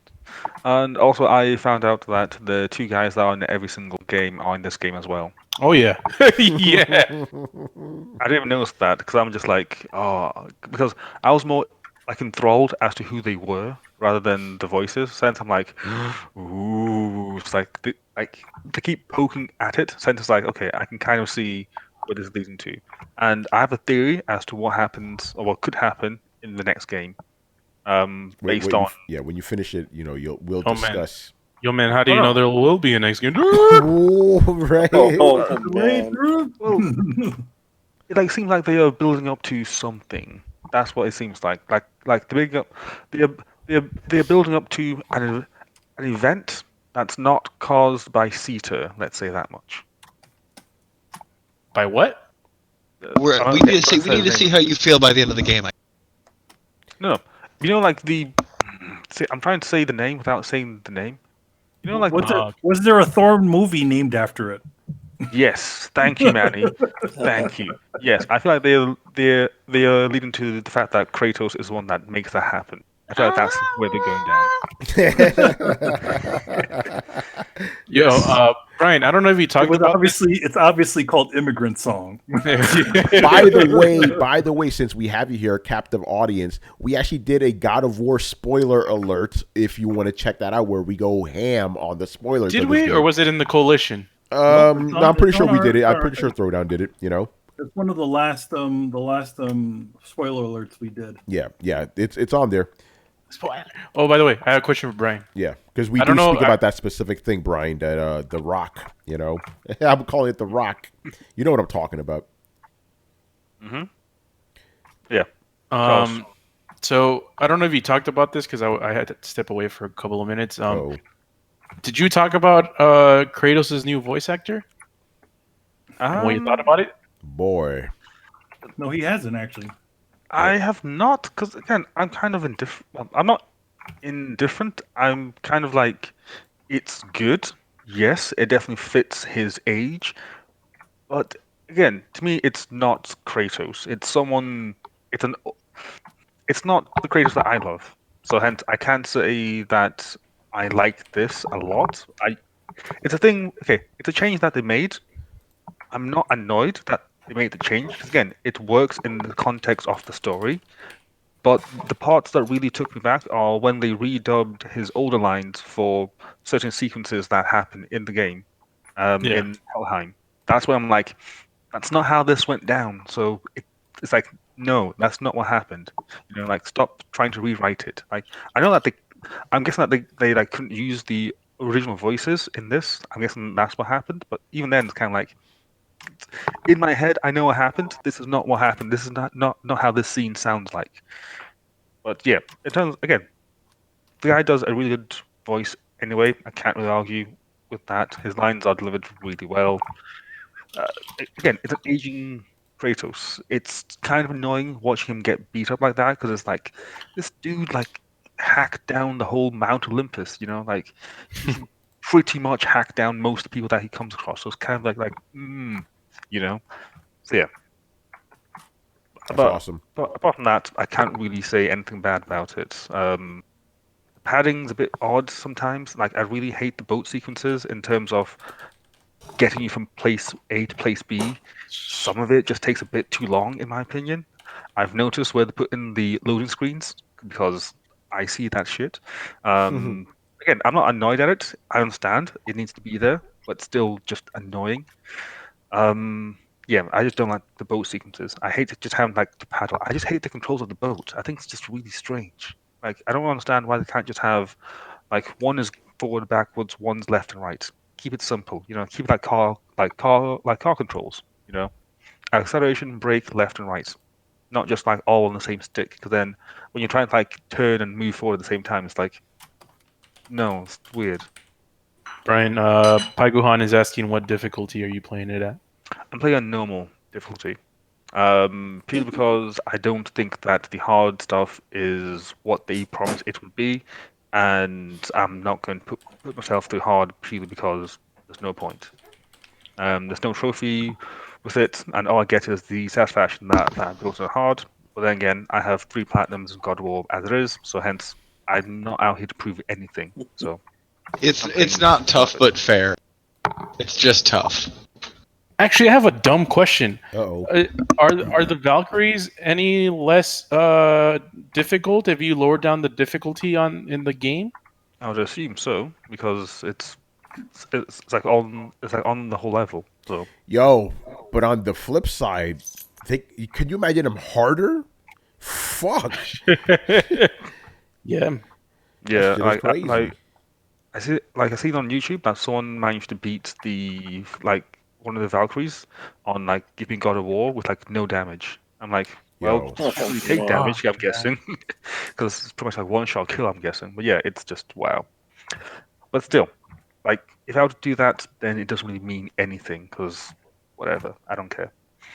Yeah, I want a difficulty that actually makes it interesting, not just makes it like, hey, give you less health and give them more damage because why not? Like, no, give me Yeah. a difficulty where I need to think differently. Like, give me a difficulty where they introduce like new move sets or they do different things. You know, they use the stage to their advantage or something. Not just like they have more health or they summon more dudes. Like, that's not interesting. Yeah. Also, camera angle. It is exactly what I expected. It it it will be. It's a pain in the ass. The best example I can give is one of the enemies, the one with like 3, 4 like segments on the health bar. If you like stun them and then you grab them, you can like use them as like a battering ram. I Yeah. cannot find people when I do that because I cannot see anything because that takes up like half the screen. And it's like this is frustrating. Like God of War 3 did it much better. 'Cause then if you can see where you are and see where the enemies are, then you can head straight to them. Whereas with this, you kind of just have to like hope that they are where you think they are. Then if you don't, then you waste that whole sequence. And it's like, come on, man, like that's not fun. Also, for some odd reason, there's some strange invisible walls at times. Because I've taken those guys and I've thrown them off the ledge, and then they just bounce off the wall. It's like no wall there; it's a ledge. Like, what's that make? That makes no sense. So stuff like that is just really annoying me. But apart from that, I can't really fault it. Corey. No, it's like if I throw a guy off a ledge, I want to throw a guy off a ledge. That's the whole point. You know, like yes, it's cheesy, but let me cheese. You know, like I've earned it. Like you put that in there where I use my fists and I can stun you faster. Hence I want to throw you off the ledge faster because I have earned that. You know, it's not just like I got lucky. Like no, I threw you off the ledge because I earned the stun. I earned the throw. So give me that. Just learned about the like the heavy R2 with the axe, where you hold it and then like you cleave them. I never knew about that. And it's so satisfactory when you do that too, man. Just say like It is. you know. The only real thing that I miss is the blood. Like I really do miss that. I'm not a fan of like this orange blood thing. That lava shit. Everything Yeah. bleeds lava in there. No. The stuff is as brutal. I think it's less brutal than other games. Which again is fine. Maybe Kratos is just more civilized now and less mad. So I guess that could work. He's Even mad, then, but still not as brutal mad. as all hell, man. Like, dear Lord, some of the kills are just like, wow. Like you are not getting up from that. I'm sorry. Yeah, My favorite one is like Go ahead. my favorite one is the Dark Elves one because the Dark Elves is just it's so satisfying. It's like you grab their spear, you throw them on the ground, and you stab them twice. It's like fuck you, you flying asshole. So yeah, good stuff all around. Definitely enjoying it. I'm loving the side quests. Side quests are just really fun. A lot more fun than main game in my opinion. Just all the small things. I love like the weird islands by the gates Yeah. where you just go through, explore. It's like a mini dungeon. You know, like you have to like solve the puzzles. Really good fun. Again, that stuff is good. That stuff is fun. You know, it it it makes you more engaged with the world and makes you see just how many cool things there are there. Like more of that is definitely well wanted. Um, I think that's about it. Yeah, well, with the rate you're going, you're gonna tell us what you thought of the game overall on Thursday, because I'm pretty sure you're gonna fucking destroy this shit the next couple of days. Oh, Yeah, definitely. you finished that game faster than I did. Well, he has time, I've actually man. not been playing It's time now. Like I've been playing like every night until like 4:30 in the morning. So just been chaos. So I reckon that I could finish it. Well, I will be finished by Thursday, and hopefully the platinum by next week. That's the plan. There you go, man. I remember because I got the game for review. I think I did beat it in 2 days. I just went fucking ham, you know? And then I was like, oh shit, I still got like time before the review's done. Then I played it for fun instead, you know? But I burned through that shit. By the way, quick little thing. I remember when I got to a point where I found, the signature weapon, I was like, yo, I could fuck the whole internet up right now if I posted a picture of this. Like, I felt the evil temptation, but I didn't do it because I'm a responsible journalist. But when I got there, I'm like, yo, when people see this shit, they're going to fucking go nuts, I didn't think the show was going to be like, well, excuse me? It's funny because it is actually in the intro cinematic, by the way. Oh, is it? You get a glimpse of it. Oh, a glimpse. Yeah, me, I'm not paying attention. But what I found, and Brian, I'll get your thoughts on this later. I was disappointed that, at least to me, that weapon, the signature weapon, was not as good as the axe. Really? Yeah, and the reason I say it is because because the signature weapon is good for like kind of dealing with a lot of enemies, smaller enemies, but it's not as powerful as the axe. And Manny, my play style of things, I want to kill shit fast and like efficient. So I felt it took too long to kill normal enemies with it, but it was good to set motherfuckers on fire to then set you up for the axe. It's funny because the signature weapon is kind of like that in the other game. Yeah, there are heavier weapons. You kind of keep throwing it out, and Yeah, but then again, you're right. In God of War 3, when I got the Cestus, that's all I fucking used. Oh, the Cestus one. Oh, it was so good. Yeah. Oh, you know what? I was like a bit annoyed at when you kill one of. Is that even a spoiler? What? One of the bosses. Like when you face the two guys at the same time. Oh yeah, those spoiler, but yeah. Somebody's sons, right? Yeah. I was hoping that you get the sword off that guy because that was like okay. That was can see how this plays out. Because then you get like a ice weapon, get a fire weapon, get one of those weapons. So hence that you balance out the elements. Yeah. But you never did. I'm like, come on, it makes sense. Yo, when you get to the post ending, man, yo, we gotta talk, man. We gotta talk. I know what happens, Tony. Like people have told me because people just don't. It's the internet. People all I'm gonna say is, is that? Yeah, I'm gonna say is, and Carlos, you'll back me up on this one. Thunder, thunder. Let's go in the middle. Thunder. Oh man, just hearing you talk about this shit gets me hype. Oh man, bring on the Rock, if you know what I mean. Did you say the Rock? Yeah, not that Rock. I like how Brian says, yeah, some people just don't know how to not spoil shit. I'm like thinking, was it us? No, it wasn't you guys. It was guys on Twitter because again, whenever anything happens on Twitter, it's like, hey, just throw it out there. Yo, I remember people. What the hell? Sorry, this is completely off track, but to do with spoilers. Yeah. What the hell is up with? Is it TMC? One that's the people that do like The Walking Dead. AMC. The Talking Dead. No, AMC. The Walking Dead. Yeah, you seen like a spoiler for like the new season, and I don't watch it, and even I knew that that's like a big thing. So I'm like, how are you gonna just put that out there as like a thing? It's like the adverts. They've just been putting it out there. I'm like. Oh yeah, they've done that before. They've done that many times. I remember one time when a certain character died, when it finished airing on the East Coast, they're like, what do you guys think about this character dying? Not knowing that the West Coast motherfuckers haven't seen it yet, Mm-hmm. See, the thing is, like, I didn't even watch it, so hence I'm not like fucked like that, but my girlfriend does. So I've been like trying to like just hide all that from her. Because then she's waiting until the end of the whole season to like watch it all. Oh, and it's like, how are you going to spoil that moment? Because I know that I've seen like the first half of the first season with her. So I'm like, I know this character is a thing, So how are you going to just have that out there? Like, what the hell's wrong with you? Well, yeah, Brian, I know what you're talking about too, because there's like I just see it on Twitter. I'm like, oh, this is how this person celebrated the last episode they did, and I'm like, okay, it's like you just don't care. The episode hasn't even aired.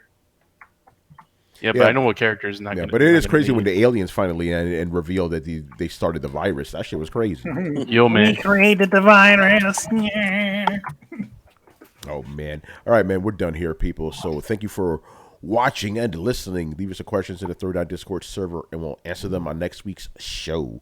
Subscribe to Throwdown on SoundCloud, iTunes, and YouTube. Follow us on Twitch, Twitter, and Facebook at Throwdown Show. Links are located in the description below. Once again, our show is Tony Polanco, and tonight joined by Emilio Lopez. Thunder! Chris Seeley. Hey, take care, everyone. Carlos Romero. Yeah, make sure to watch Friday Night Lights. I mean WrestleCast. Man on man action. WrestleMania is 2 days. Yeah. Peace out, people. Oh man, Brett Murdoch. It's been real, party people. It has been real. And Brian Manjoma. Indeed. Oh boy. All right, yo, we'll see you on Thursday, man. Peace out. Later. Latest.